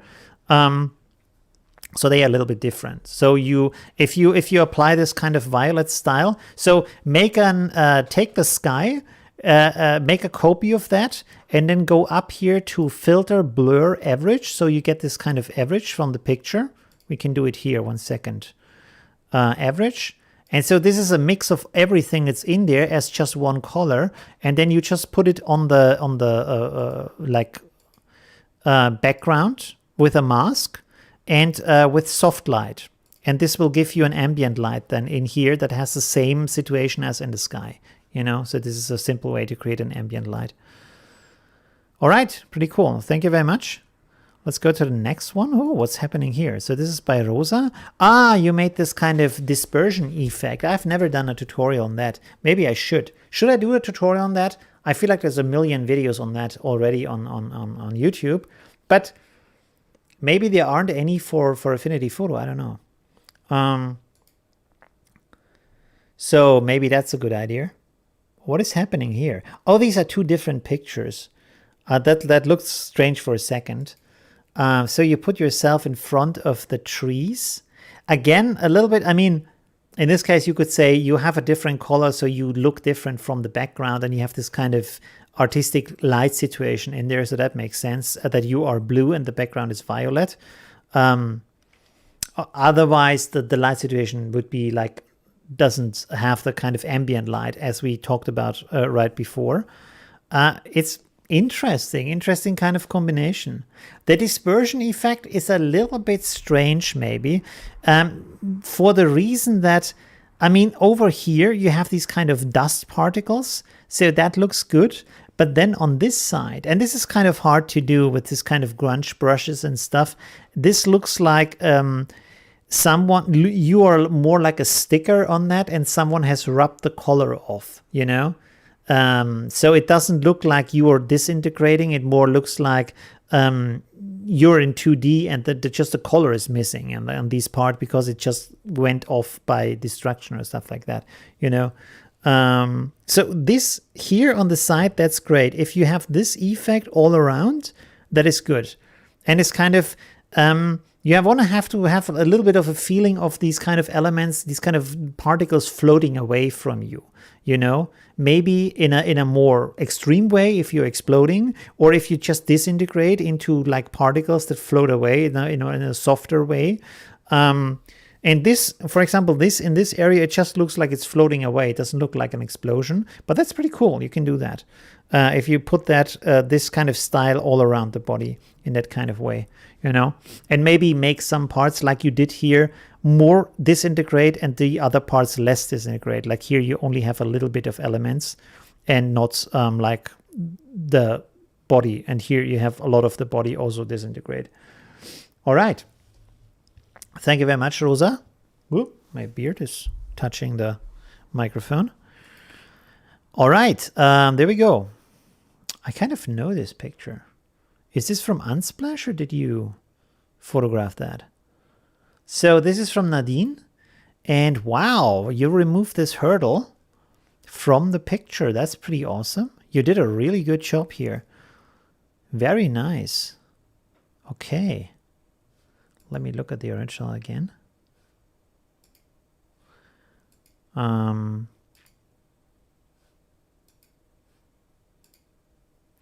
Oh, you even removed the shadow. So that, I guess that was a lot of work. Probably with the clone brush to get all these elements probably copied over here or from other areas of the picture to cover that up and remove the shadow. And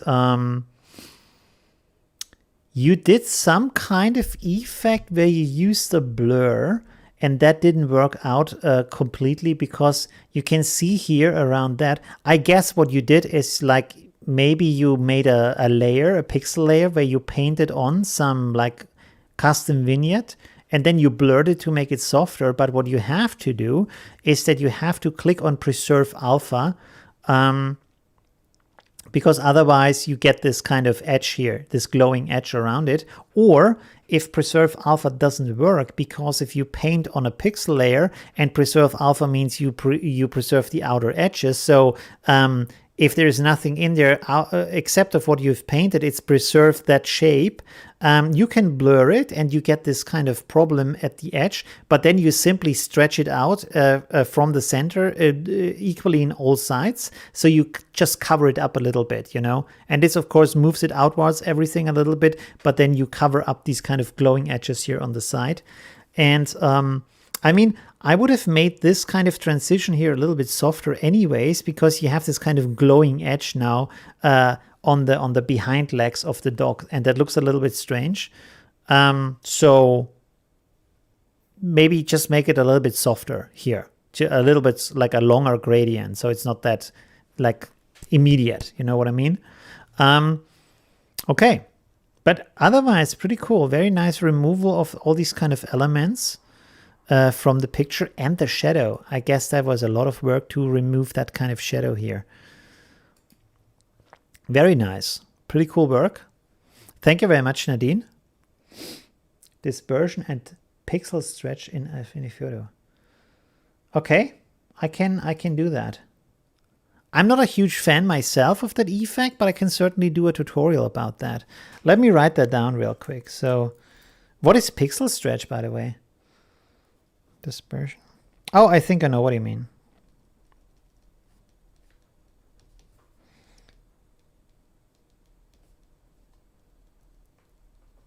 Pixel stretch, there we go. You probably mean this kind of effect I've done here. Let's go to my Instagram real quick. Hey, by the way, if you want to follow me, I'm on Instagram, as you might know. There you go. I will post this in the chat real quick. You probably mean this kind of effect, right? Where you stretch these pixels out and you can even 3D bend them like it looks like 3D. It's not real 3D. To do that kind of thing. Yeah. Can you explain how document resize and pixel art resize works?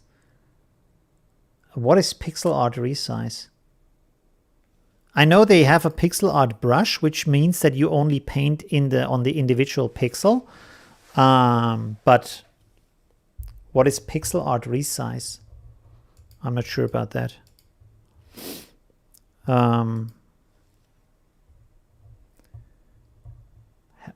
Document. I can make a video about document resize. Maybe that's, I mean, it sounds very basic, but maybe that's something that a lot of people look for.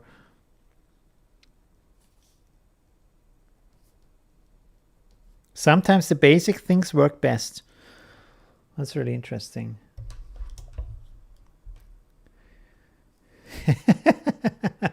Okay, that's good to know, Chris. Thank you. Okay, let's look at this.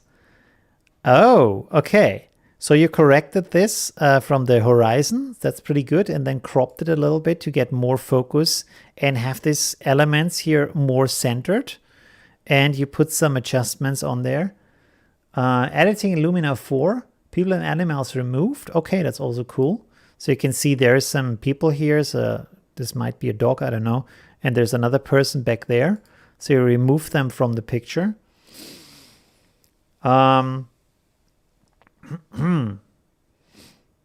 Removed, straightened, cropped, matte green look, thanks to Dennis Wilk, and the sky exchanged for dramatic sunset 2, which is also part of the Luminar thing. So that's interesting.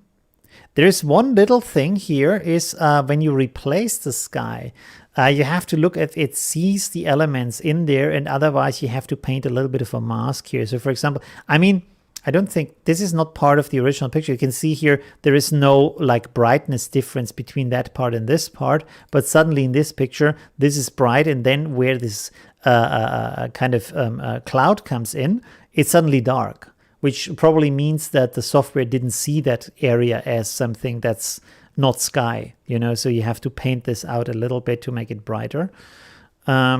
Also the same thing over here, or maybe you painted it in, but then I would go this a little bit lower, because now you have this dark area that kind of lines up exactly with the clouds behind it, and it makes it look like this is just like an overlay that wasn't like put in correctly. So pull it down a little bit, make it a little bit bigger gradient, so it looks like more intentional that this is dark. These tips are dark. Otherwise, very cool editing. But like Luminar is really good with that to create these things. Also like how you create this kind of orange feel over here for the tree. Again, a bit strange that this is bright and then these areas are suddenly dark, while here they are very equal. So maybe, again, problem with putting the sky in there. But you can have a look at that and see if that's the case or not. Okay, thank you very much, Peter. Pretty cool. Very nice work. I like the cropping of the picture and also the removing and the kind of creating it into a special kind of moment. So that's pretty awesome. That worked really well. That option, odd pixel art resize, and I don't know what the difference between document resize. Let me have a look at that real quick. Document resize? Do you mean resize canvas, maybe? Oh, resize pixel art document. I've never seen that.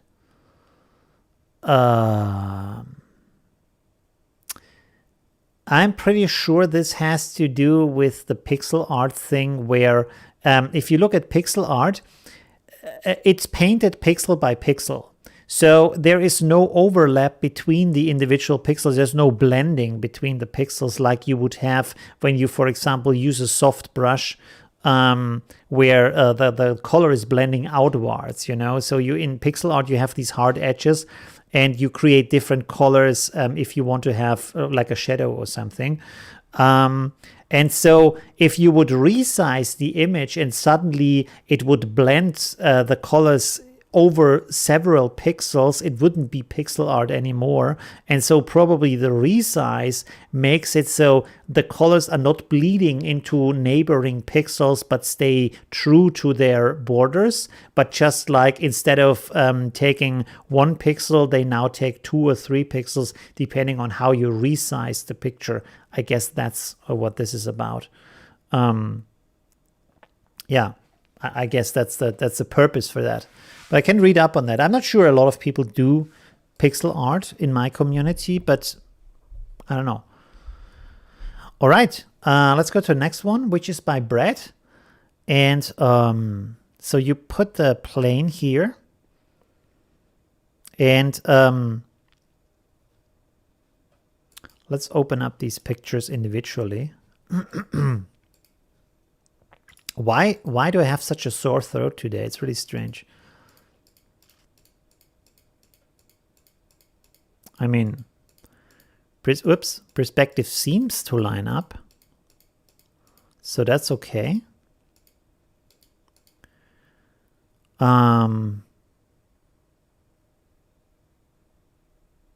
I think the main thing here is the light situation. As you can see from the original picture, there's like a rather clear light situation here. We have these kind of highlights, and then you have this shadow down here, and then you also have this kind of shadow from the shape of the plane underneath it. You can see here where there is no grass that is kind of diffusing the shadow. On the concrete, the shadow is rather sharp here. So it's not like an overcast situation. It's just like direct sunlight. And here, you have the same light situation, of course, on the plane, but then there isn't a shadow here, you know? And you also have like this very strong, of course, also a problem here is that the sunlight here is coming from the wrong side, you know? Like here, you can clearly see from the reflections here that the sunlight is coming from here, and also from the shadow situation. But here in your picture, the sunlight is coming from over here. And you tried to change that by, you have this reflection here from the sky on the shiny surface, and you brushed this in so it looks like the reflection of the sun. So this is actually pretty well done here on this part, but you still see that there's more light coming from over here. And even if it wasn't like that, you still have a very like soft overcast shadow on the ground, although you have a very strong sun in the background and a strong sun reflection here on the plane. That doesn't indicate that it is so overcast. So I guess this would look a lot better if you painted in the shadow of the plane, so it's more visible on the ground, and this also connects the plane better to the ground, you know. So try to do that, and I think it would look a lot better. And also, one thing that stands out here is that when you look here at these parts, they are very much in shadow. And then for some reason, the floor that is below the plane is brighter than these parts, although they are in the same area, you know. So this is also strange and makes it look kind of artificial. That the light situation of the floor and the plane is just very different, where they meet each other, you know. So try to make that probably darker. You know, it's also like here, you think like over here in that area, it looks like there would be like a light source, like a artificial how do you say? 1 second. A headlamp, spotlight, like a spotlight, floodlight, like a floodlight, yes. Over here, you see like how bright this suddenly is over here. For no apparent reason, suddenly here in that area, it's super bright. And you have to like fix that, adjust that a little bit, you know. Okay, but the rest is actually pretty nice. I kind of also like the fog here. It looks a little bit artificial how it's put into the picture, but it still like gives a nice atmosphere in there. I would just like play around with the floor down here with the shadow and with the brightness of the floor of the tarmac. All right, let's go on. How many more pictures do we have? Because there's probably, oh my God, what is going on? Okay, we probably have to go a little bit faster here, unless we're sitting here tomorrow. So here we have another one by Hugo. Thank you very much, Hugo. And What's going on here? Oh, very nice. Okay. So you put some, so this is the original picture, and then you put the lights on here, which worked really well. It looks really good. And then you also put some steam coming from the train. And I would have suggested, I'm not sure if that's easy to find, but maybe to find some more pictures. Either find some more pictures of a rail tracks, or maybe try to prolong these rail tracks with the clone stamp in that direction, this direction, you know. So suddenly you have the feeling like this train is actually on the tracks, you know. So that could have been interesting to try to bring that in here. I mean, they are kind of 2D-ish in a sense, so probably you can, if you find them in another picture, just cut them out and bend them over a little bit so they don't have to fit 100% from the perspective to get them in here. That would maybe be a little bit better. And the dog picture. Yes, you're welcome, Pacey. Absolutely. Okay. The option, okay, we have already read that. One thing, and I couldn't even give you an advice on how to do that, is that you have to play around, probably, I would say, with dodge and burn. So one thing is that you have this kind of fog. It more, first of all, it looks more like fog than steam. So that's maybe try to find something else, maybe smoke, maybe actual steam from pictures from another train, and put that in here. And then usually that steam has a clear, like this kind of almost candy cotton kind of softness to it and structure from the light and the shadow on it. And here it looks like very flat and like just like this kind of, if you have fog in a landscape, you know, it doesn't look like that kind of steam you expect from a train. Let's go to Unsplash real quick.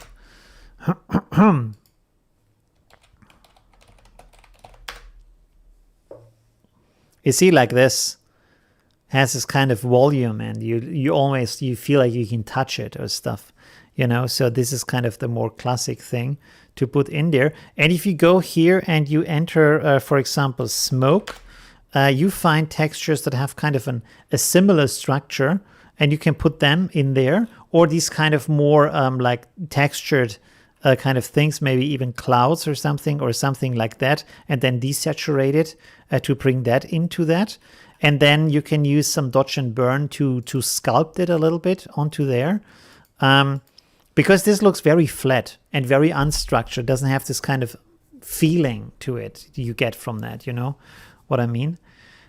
So play around with that and see what you can get from that. Although, of course, it's true that this is not the main thing that you have on the train up here. So this is this thick smoke comes from up here, so that's a little bit different.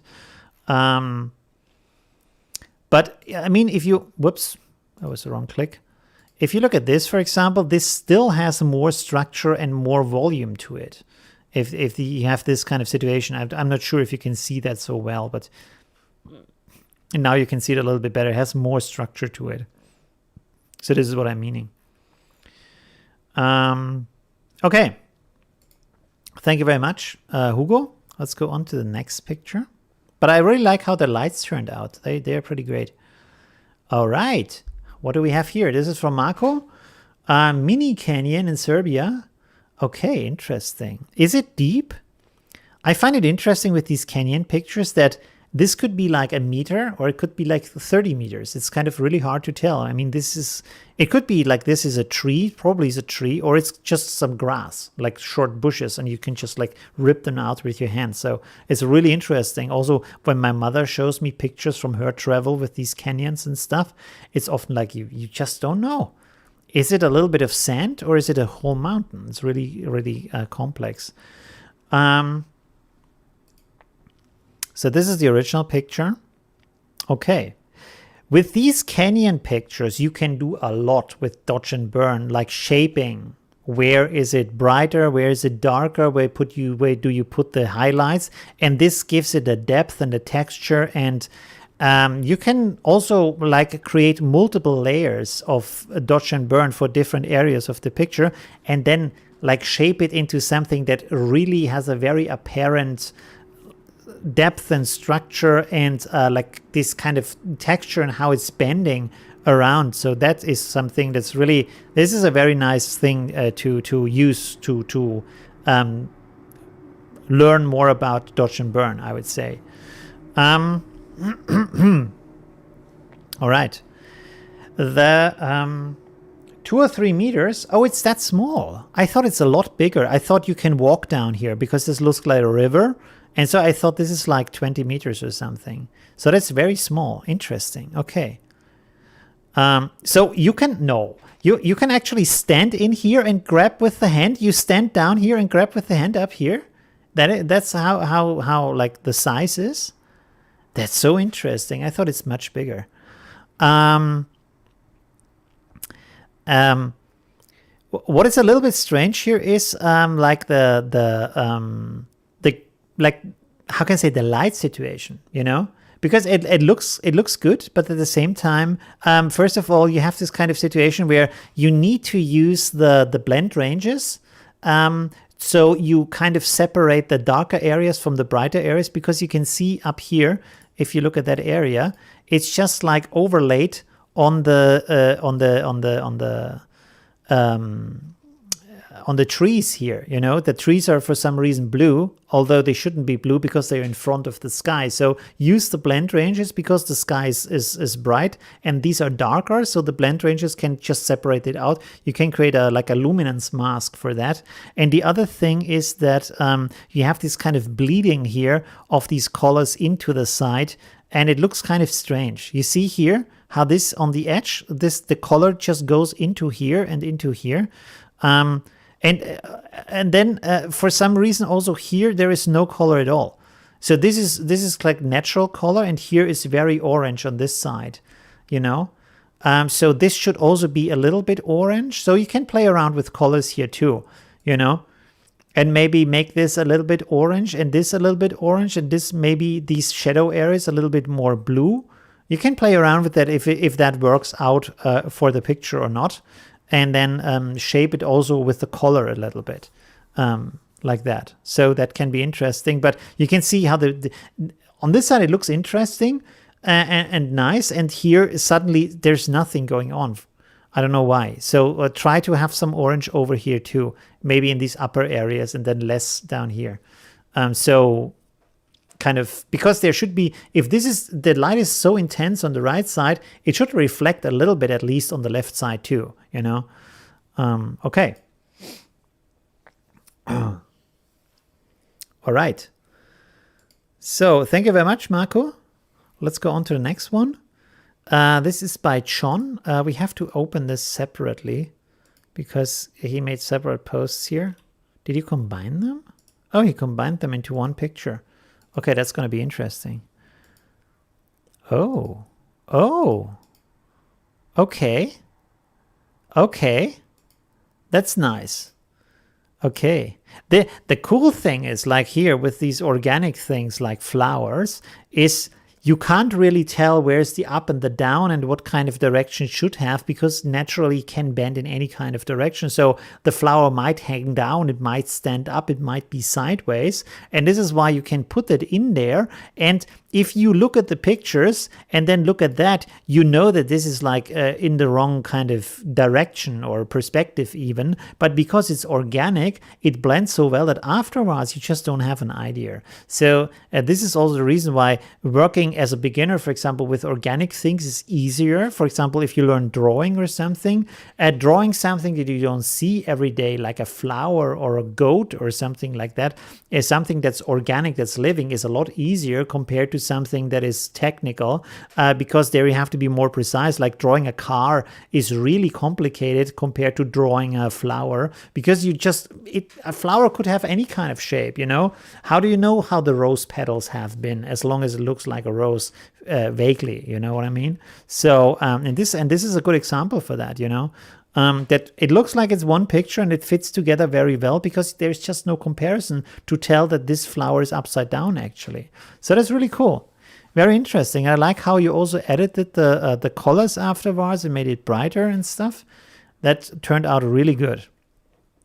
Very nice. Okay, 2 hours 30. Okay, pretty cool. Really like that. Very interesting. Oh, wow, what's going on here? So this is from, I would say, Huge. Is that how you pronounce your name? I don't know how to pronounce it else.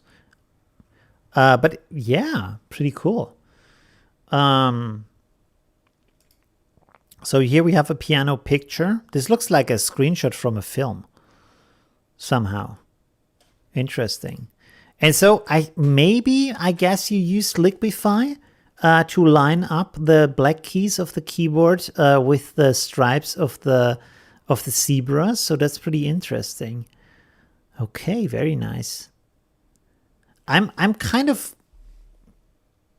not sure if you stretch the picture of the zebras to fit the width of the keyboard or not, because I mean, we are seeing the head of the zebra from below, so it could be stretched. It could also be like perspective foreshortening, that the head just looks like condensed, but just because we look at it from below, which is a perspective you usually don't see horses from, so it looks strange either way.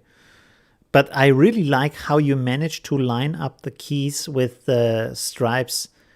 Very creative, very interesting. And then you put some sky back there, so pretty kind of yeah, artistic, interesting idea. Very nice. Okay, pretty cool. Cup's getting bigger. Yeah, no, actually, this is the same size as the other one. It's just like this is a soup bowl that I sometimes use if I'm too lazy to wash my other cup, because I only have one of these big cups, but I have several of these bowls. So that's the reason why. And I like my coffee like this Americano style. You know why it's called Americano, by the way? It has to do with, I think, the Second World War. Is that when the Americans came over, they ordered coffee, and then they got these kind of short, like shot glasses with coffee, because in Italy and also I think in France, they drink espresso, really strong coffee, and they didn't expect that. And you have these like taller, long coffees in America. And so they were confused by that. They wanted to have like a normal coffee. So because they didn't have a normal coffee machine in that sense, they only had an espresso machine. They made an espresso and then put either milk or water on it to make it longer and stretched, so you have more volume and it's the same amount of coffee. And this is why it's called Americano. It's just an espresso shot in a style that's more usable for the Americans, basically. And this is also how I like it. I make a double shot espresso and then a lot of milk and a lot of water, and then suddenly you have like a soup bowl of coffee, but it's just like a 1 or 2 cups of coffee, or 1.5 cup usually. So yeah. All right, now we go into the fantasy area with Jeff. Oh, right. Okay, what's going on here? I don't know what this is. It's very strange. So you have a guy with a sword, and then you have okay, so he has a sword, and there's a dragon, and this looks like flying bullets from a machine gun or something. Why? What are these spots here? I'm confused. But it's an interesting composition. So you took the castle from this picture. And then, is this, by the way, is this a video game? Kind of remember that castle, but maybe not. Huh. Oh, these are the birds. The birds from this castle. Well, they don't mix so well in here because they look like they don't, like, why is your picture so low resolution all of a sudden? I mean, this is also low resolution, but here it's very pixelated suddenly. That's very strange. There's this guy here with the sword. And then we have the dragon. And there's also a lady capturing a really huge dragon in the background. I don't think she can hold him. And then we have this. And I mean, I would say this is great as a first sketch of the idea of what you want to create. So that's kind of good. You put that together to get kind of the idea out there and see where you want to go, and then push the elements around to see if the composition works. So this is kind of the first stage of preparing for the work. And then you would put the elements together a little bit better. I mean, you can leave it like that if you want. If you say, okay, this is good enough for me, I'm happy with that, I'm finished, that's also good. But of course, you can go a lot further, because none of these elements look like they are in the same area. First of all, because the perspective of you can see like the ground the castle is standing on is like this, and then the floor is like this. So it's going like it's like on a different height level. So basically, the castle, if you have it on the horizon here, is like, I don't know, maybe how high would it be? Maybe 50, 60 meters up in the sky, just floating there on the horizon, like a huge castle. So that doesn't work. The castle would have been this element here needs to be down here where the horizon hits, because this is where the ground level is, while these trees are of course over the ground level, right? So you need to push this down. And then of course the light doesn't work for most of that, right? Why is this guy so bright suddenly, stuff like that. So like I said, for a composition, to get to figure out the different elements, that's good. But then you would have to do some more work. And you also like look at other pictures. This is always what I suggest. For example, go on Pinterest.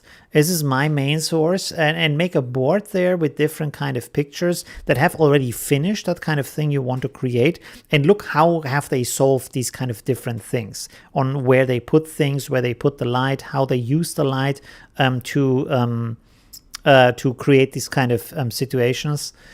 Because first of all, it's very strange that this figure suddenly has so much light on it, and there is not really a light source that would give him that kind of light.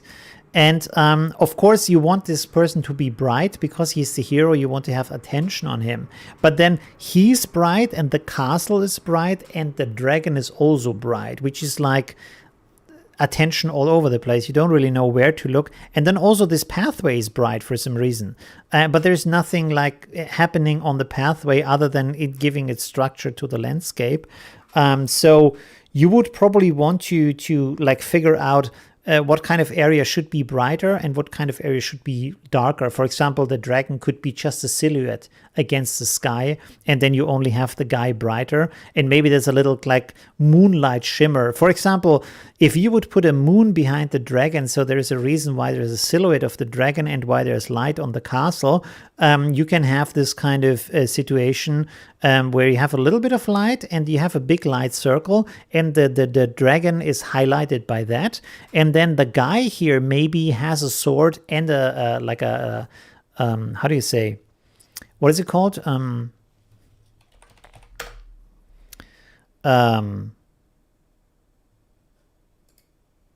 torch to highlight him in a different light, you know? So the castle is like in a bluish light from the moon, and then this guy's in a warmer light from either a torch or like a lamp he's holding and a sword. And you also separate them visually from the colors that they are using, the color palettes that they are in, to make that more useful. But like I said, go to Pinterest and check out some different kind of pictures. Let's go here, let's real quick.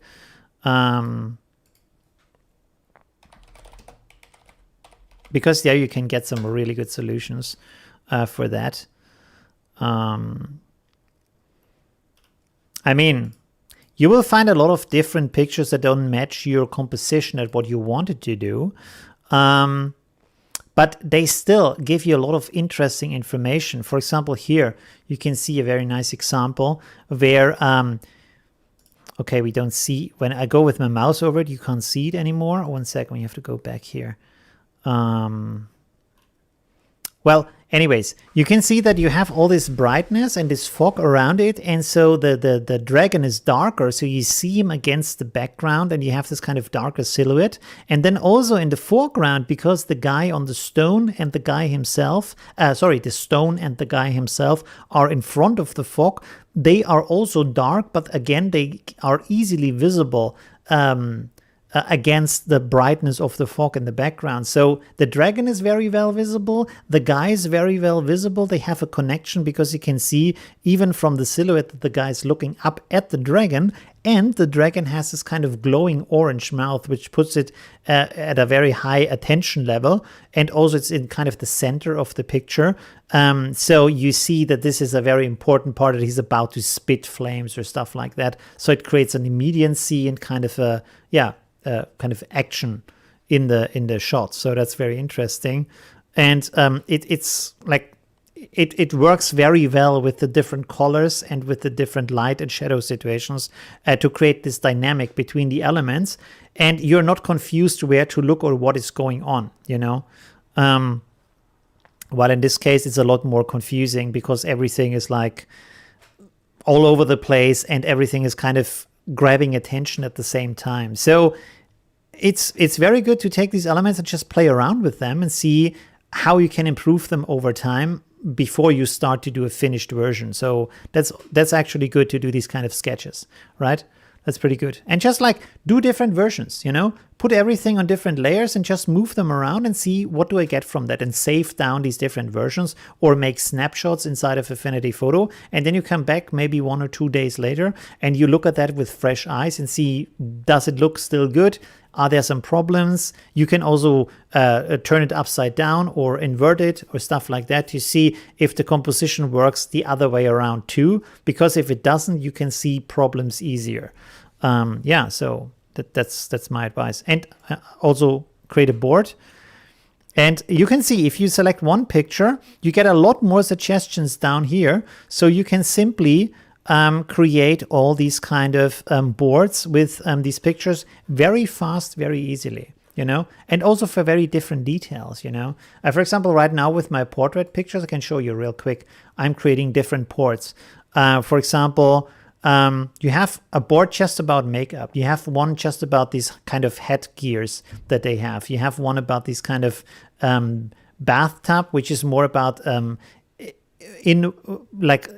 a portrait in water where the person is mostly underwater, just the face is looking out, There's another one for headpieces, and there's another one for this extravagant style. There's another one for portrait ideas. So they go for different kind of details of what I want to know about. There's one with this dark Gothic portrait style.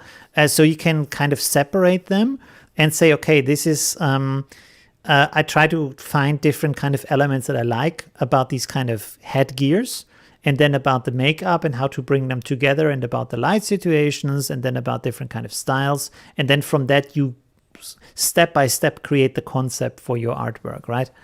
Okay, good. Wow, okay, so let's go. I wanted to go faster. I went actually slower. Oh, Niels has created a really cool black and white editing. Okay, let's see.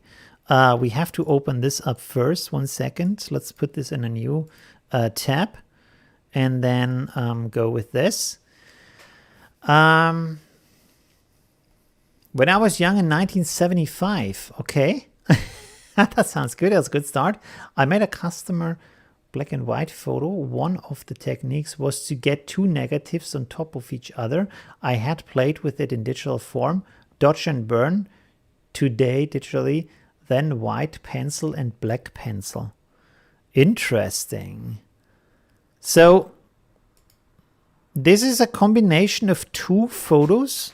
Like, is it the same? You take the same photo twice and put it on top of each other, like you make a duplicate? Because what are you saying? Was to get 2 negatives on top of each other. And so I guess what you're doing is that you basically, in Affinity Photo, you would duplicate it and then use the blend ranges to create a certain kind of effect. Probably what I'm doing when I duplicate it and then put it at soft light. So you get this kind of pop effect with a little bit higher contrast in the picture and more structure.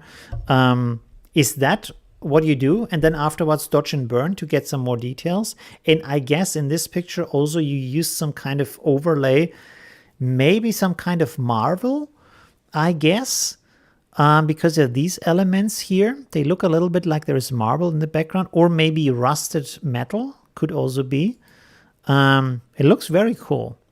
And you can see how with black and white you can really concentrate on these kind of structures here, and on the textures rather than on this kind of light situation. Because personally, I would say when I do this as a colored picture, I would rather go for the contrast of these warm brown tones compared to these cold gray tones of the fabric and the concrete down here, if that is concrete. I think that's not concrete, it's stone.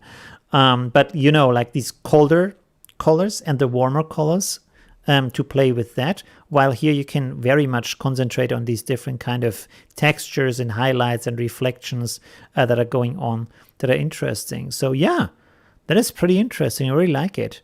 I also I like this situation where you made the background brighter than the foreground, which is counterintuitive, but it works really well and creates a very interesting dynamic in the picture.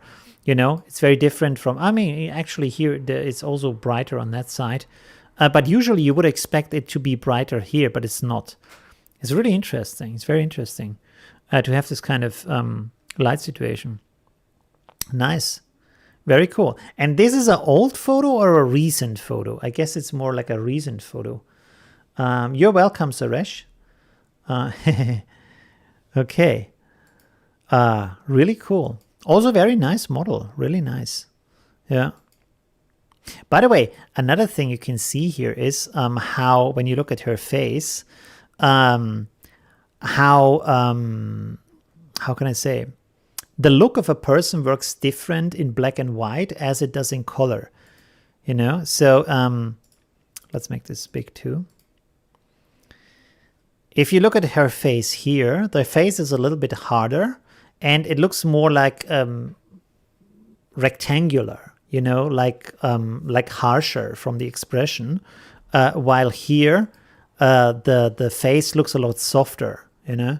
It's really interesting, and it's a lot of that comes, of course, from the colors, like this kind of soft pink and these like puffy lips with the kind of pink colors in them, and the nice soft colors in the hair and stuff like that, while here it has a lot more contrast and looks a lot harsher. And so it has a different influence on how a picture or how a person looks in a picture. So that's really interesting, and you can play with that. I like to play with that also in portraits, like what you can do with the structure of a face, but also with the texture of the skin. And in black and white, you can bring out that structure really harshly if you want to, and have these kind of high contrast portraits that turn the person into a very different person, but at the same time make the person a lot more like intense and expressive at that moment, you know. So that could be really cool. And I think often it's the case that people have a better face for black and white or have a better face for color, you know. Yeah, that's really interesting. Pretty cool. Okay, so let's go on to the next pictures. Oh, there we have the overlay. What is that? I can't tell what that is. Is this like a star? Like a nebula? I don't know. Anyways. Pretty cool. Thank you very much. Very nice, Niels. Oh, there we have some more fantasy stuff going on here, I guess. A little bit. We have a spaceship. So what's... okay. So that's a very different style. This is more like this classic kind of collage drawing where you put together pictures and pencil paintings and a little bit of... how would you say in English? Aquarelle is what?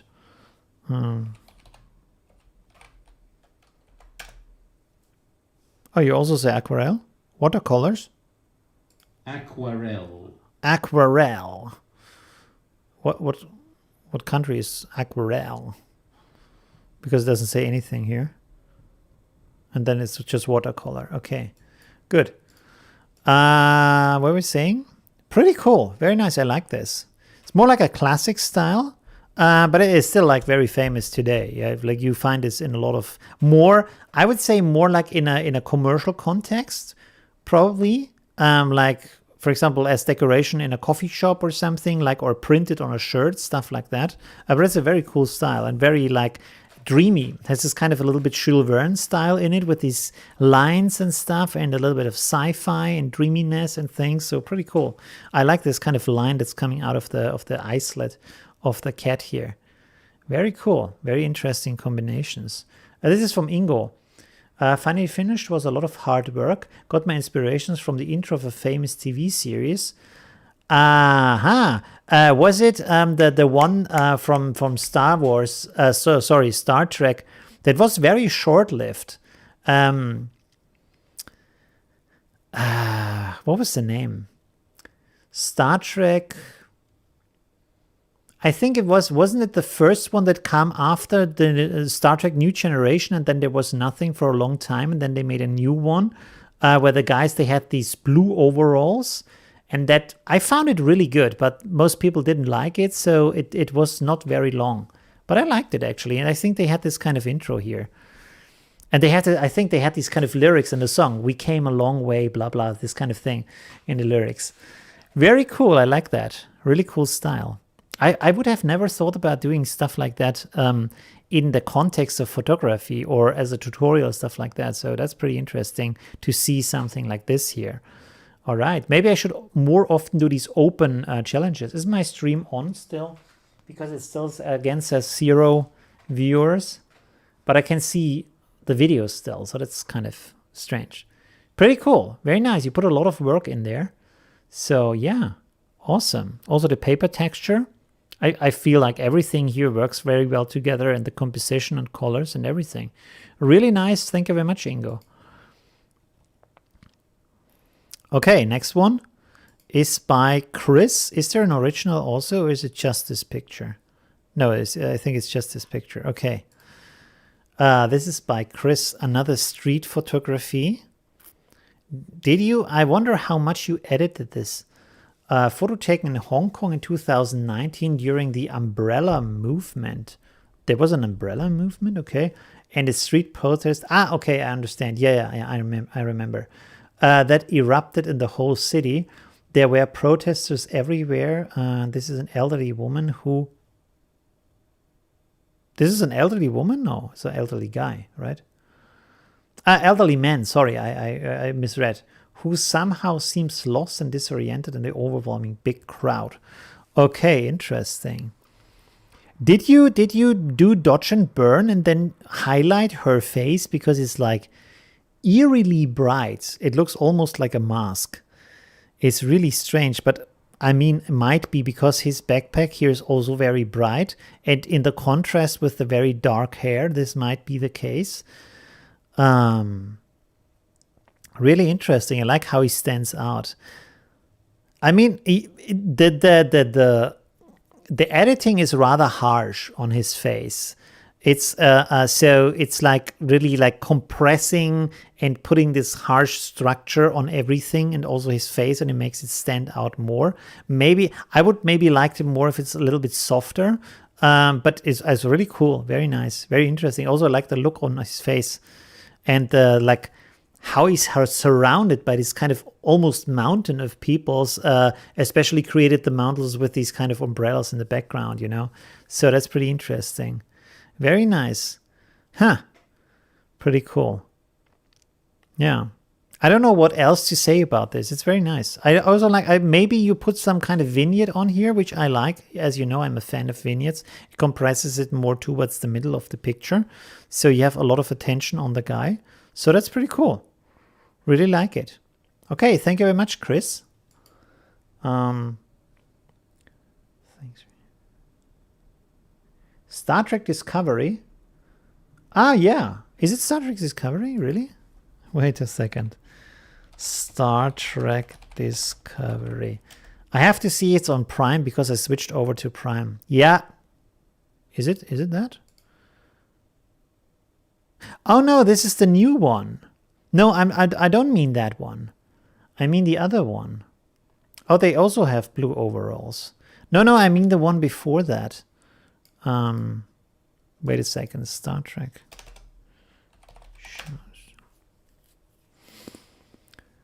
Not Voyager. Enterprise. I mean Enterprise. That's the one. With the guy with the long face. No, wait. Yeah, this one.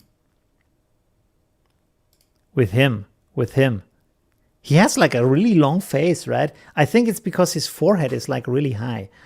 But this one, I mean, it was more like a little bit comedy style also, but I kind of liked it. Very strange characters also in there. This guy here, I don't remember his name.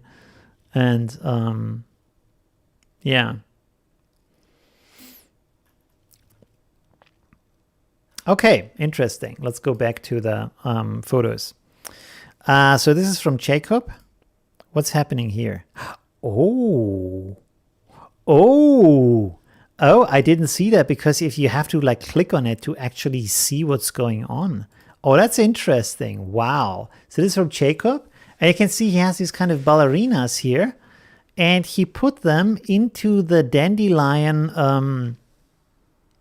how do you call that? Dandelion feathers? Probably not.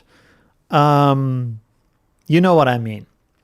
That's a really good idea. And they just float away because they're so light. That's really cool. That's a good idea. And it just put everything in like this kind of same greenish light, so this makes it a lot easier to combine all these elements. So that is really cool. Very interesting. Yeah, nice. That's a very good idea. Okay, pretty nice. Is any of the skirts an actual skirt? No. Okay, so all of those, as you can see here, it looks like it's one of these, how you say, tutu? But it's actually one of these dandelion, how do you call these? I don't know what to call these. I mean, those are not the seeds, because the seeds are these kind of dark things that are hanging on these kind of little umbrellas or whatever. I don't know how to call those. Yeah, pretty cool. Very nice idea. Very nice execution also. Yeah.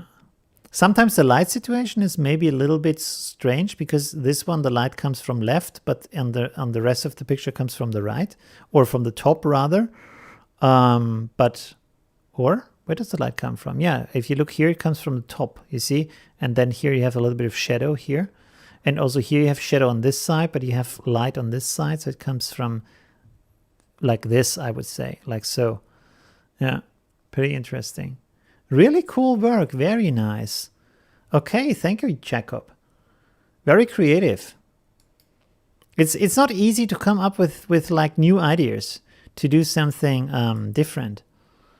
Pretty cool. Let's open this up. Oh wow, someone did a lot of work. Milos. Wait a second. So we can close this one. We can close this one, and we can close these. And then go back here. Wow, okay. You did a lot of work. Okay. Hey, I know this texture. I've seen this used by Piximperfect on one of his tutorials. A lot of people ask me, hey, can you do that? Because it's like bending around stairs, but I don't think you can do that in Affinity Photo. This is a special function of Photoshop. Okay, so you have these. Oh, wow. Wait a second. Oh, there's the chairs. Okay, interesting. Did you put the carpet in here? Like, it's not really a carpet. It's more like a painting on the ground. You can see the wood through it. Because otherwise this would have been empty or something. Because I would have thought that if you would have left this out and the chair out and cropped it a little bit closer, that would have been enough. You don't need these kind of extra elements, I would guess.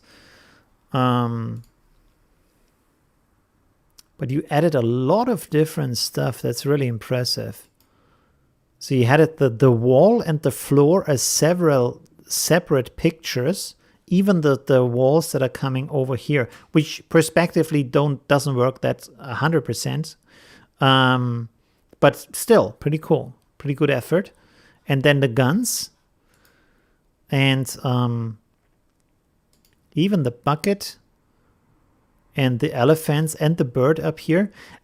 Some of the elements, of course, it don't work 100% with the light, but I think in that kind of situation, with this kind of picture, you could either say, well, it should be very realistic, so this comes more to life, or it should be less realistic, so this looks more artsy. So both ways could be cool and work nice. If you wanted to have it very realistic, like for example, the way that the elephant is bending here over the frame, and you put the shadow here, and the lighting of the elephant and the room fits very well together. So this looks very realistic. But then all of a sudden, the bucket and the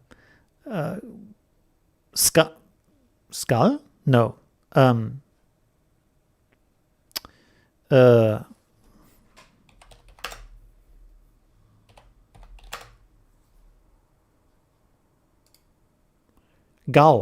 Seagull, that's it.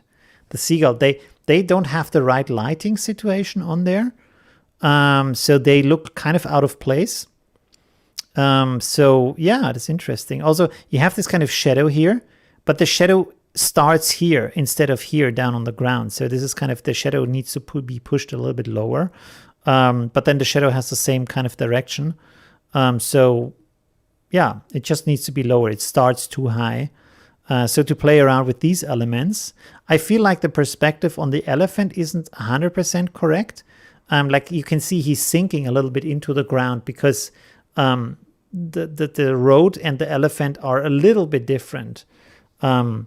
Probably this leg should be right up here, so a little bit higher to be the right perspective. But I don't mean rotate the elephant. I mean like the perspective of the road and the elephant are not kind of the same. 3.57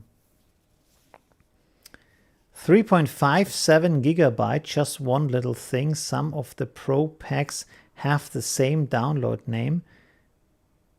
Oh, they have the same download name? Really?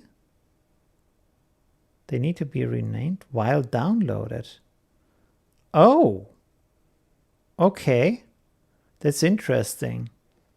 I thought when I rename them in the store, that they will also rename as the download file. Okay, that's interesting. Do you think it's a big problem, or like, I mean, it's stupid that you don't, if you have the zips, you don't know what they are if you download them. So that's a bit bad. I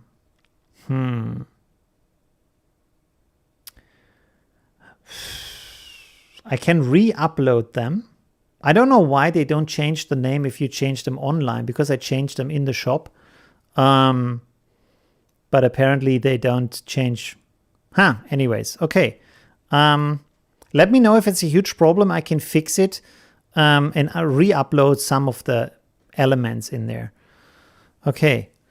Otherwise, really cool, really awesome effort.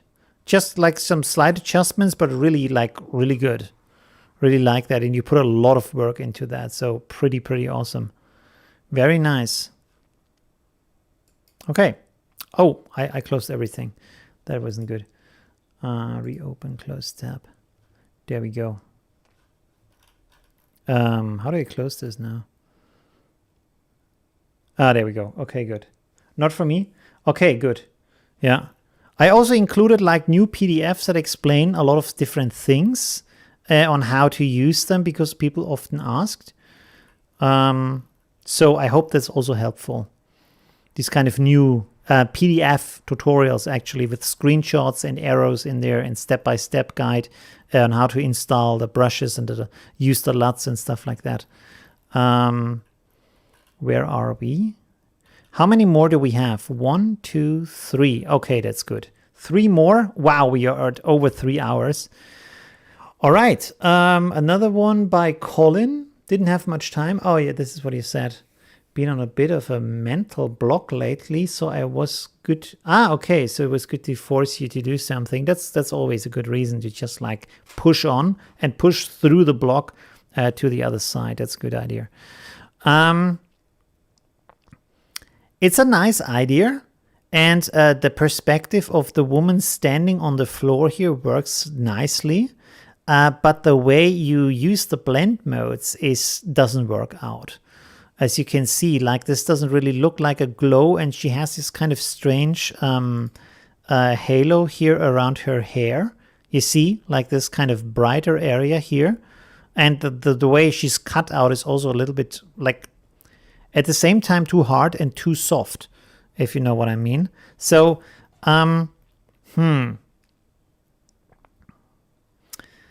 And also the light is coming from the front from this ball.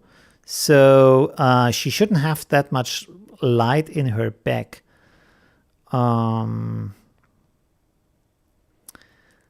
I guess, did you maybe try to paint a highlight around these edges here? And this is why this is so bright in these areas. I guess maybe that's the reason. But the thing is, like, maybe just put the highlight on here and only put it on the very edge of the hair, or like of the head and the arms, not that much into the body.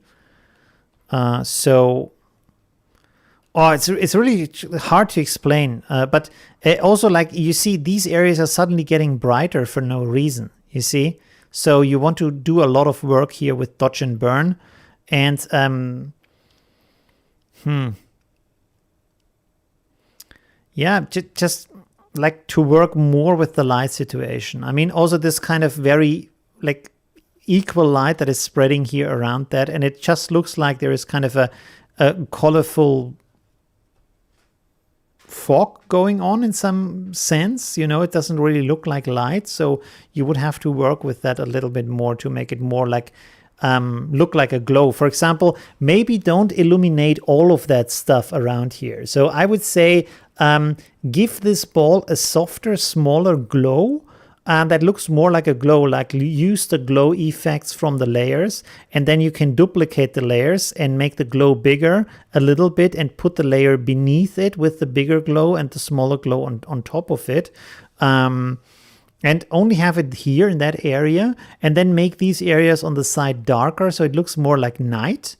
And then have her like a little bit of light on her, like highlights, you know what I mean? If you go, I don't know if I've uploaded this. We can actually look on my drive. 1 second. Oh no, I think I have uploaded this. 1 second. Instagram. Let's see. I've created these pictures where I played around with that. Good thing that wasn't nudity. Whew. There we go. Okay, there's a lot of glow here too. But I mean, yeah. Let's open several, because I made several versions of that. You can see a little bit here. So here is like, it's a very intense glow in this sense, but you can see like you have these lights radiating out, and then you have this dark forest around that, and you have this light bending around these areas, like biting into them because it's kind of overexposed. So the trees are not going down. Sorry, the trees are not going down straight, and you have these light rays going over the trees. So you see that there's light just rushing like along them, you know, alongside them. So this kind of thing. And in this case, for example, here, you have a lot less light, and you have a lot like this kind of glow, but it's very reduced just to this kind of area around that lightning. So you have a more limited light situation, and you can then play more with the situation of the rest of the forest, because the light is not drowning out the rest of the light and the fog and the stuff that's going on in the forest. So this can be very helpful. I think this would be a better effect for your picture when you have just like this smaller glow around that, and then just like paint a little bit of light situation on here. We have a little bit here. This is not that great, actually. Where's the other one where this guy's holding the light ball? Oh, there. Okay, but the picture was that way. 1 second. Okay, there's no sound there. I put these ghosts from the sides. This was one thing. I really want to do more of these live streams again where I create these things. You see, I've created some motion blur there. And then I put the light ball in his hand. So here he already has this kind of light in the hand. And then I just use a ball, put it in there. And then you can see I create a mask where I paint around the fingers. So I make a mask. Yeah, it's kind of hard to explain. But you can look at the live stream if you find it. I couldn't know. Wouldn't know which one that was. But I paint a mask around that and then let the light kind of shine around the fingers. Kind of hard to explain. Okay, anyways. Less light, more effect, and then like play around with the light and the darkness and keep it mostly dark and then put some light in it. I think it works better than having too much light in there and just like drowning out all of the situation. It's easier also to combine that. If you have more areas in the dark, you don't have to worry about them too much, you know. All right, let's go on. Thank you, Colin. 2 more pictures. This is from Simon. Ooh, okay. Wow. Do we have some original pictures here? No, I don't think so. Here's a composite that I put together for Halloween. For some reason, my picture appears small here, so I have posted a larger copy just about week 47 challenge. Okay, interesting. I would say it's big enough. So pretty cool. Very nice combination of all these kind of elements. And I like also the colors that they are very limited you have all these kind of gray values. And then you have some red values also back here, orange, red values. Oh, this is a painting back here. I thought this is just a furnace, but this is actually, you see these people walking towards this door here, this doorway, and she's standing like somewhere further away, and there's some skulls down here. Okay, so that's a bit strange. I thought these are furnaces, and this is why her spike is like smoking, because it was just in that fire here. Interesting. Okay.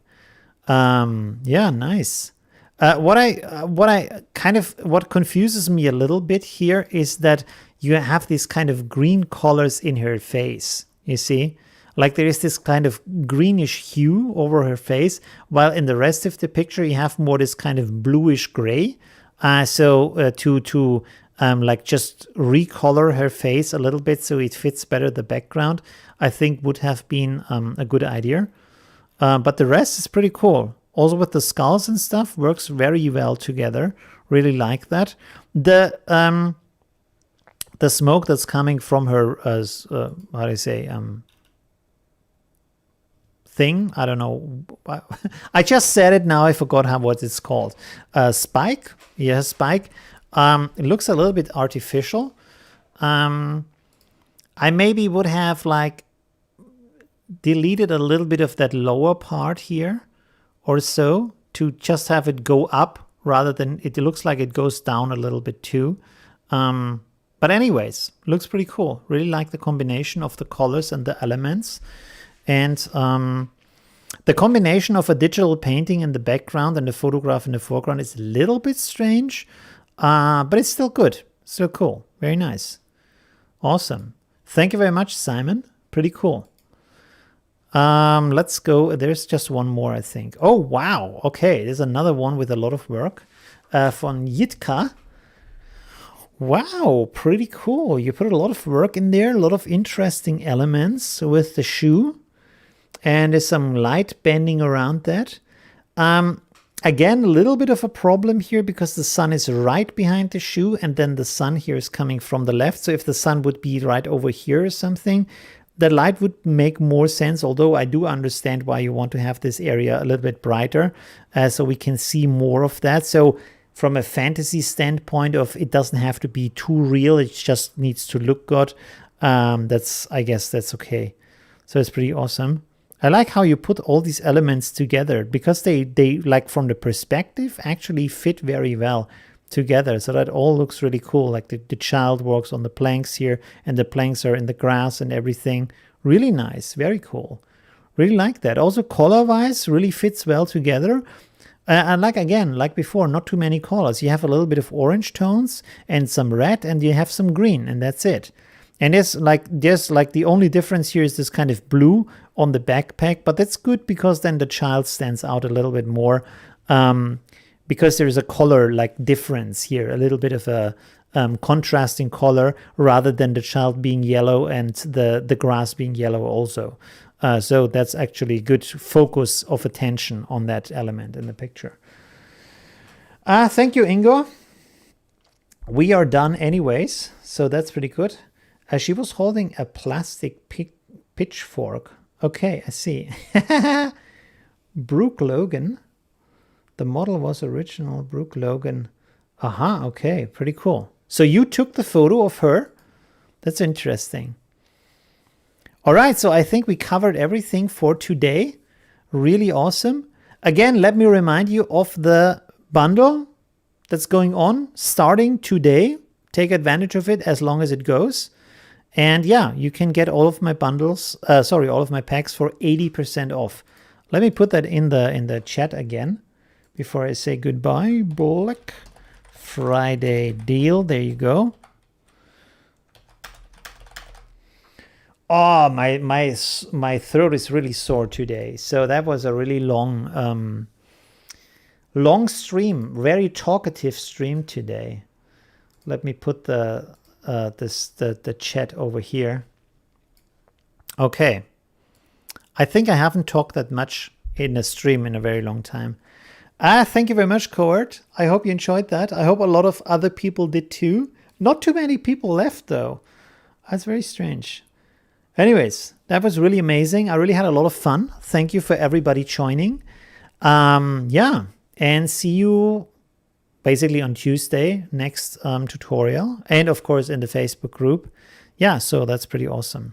Okay, good. Then I wish you a good night and see you soon, right? Okay, bye.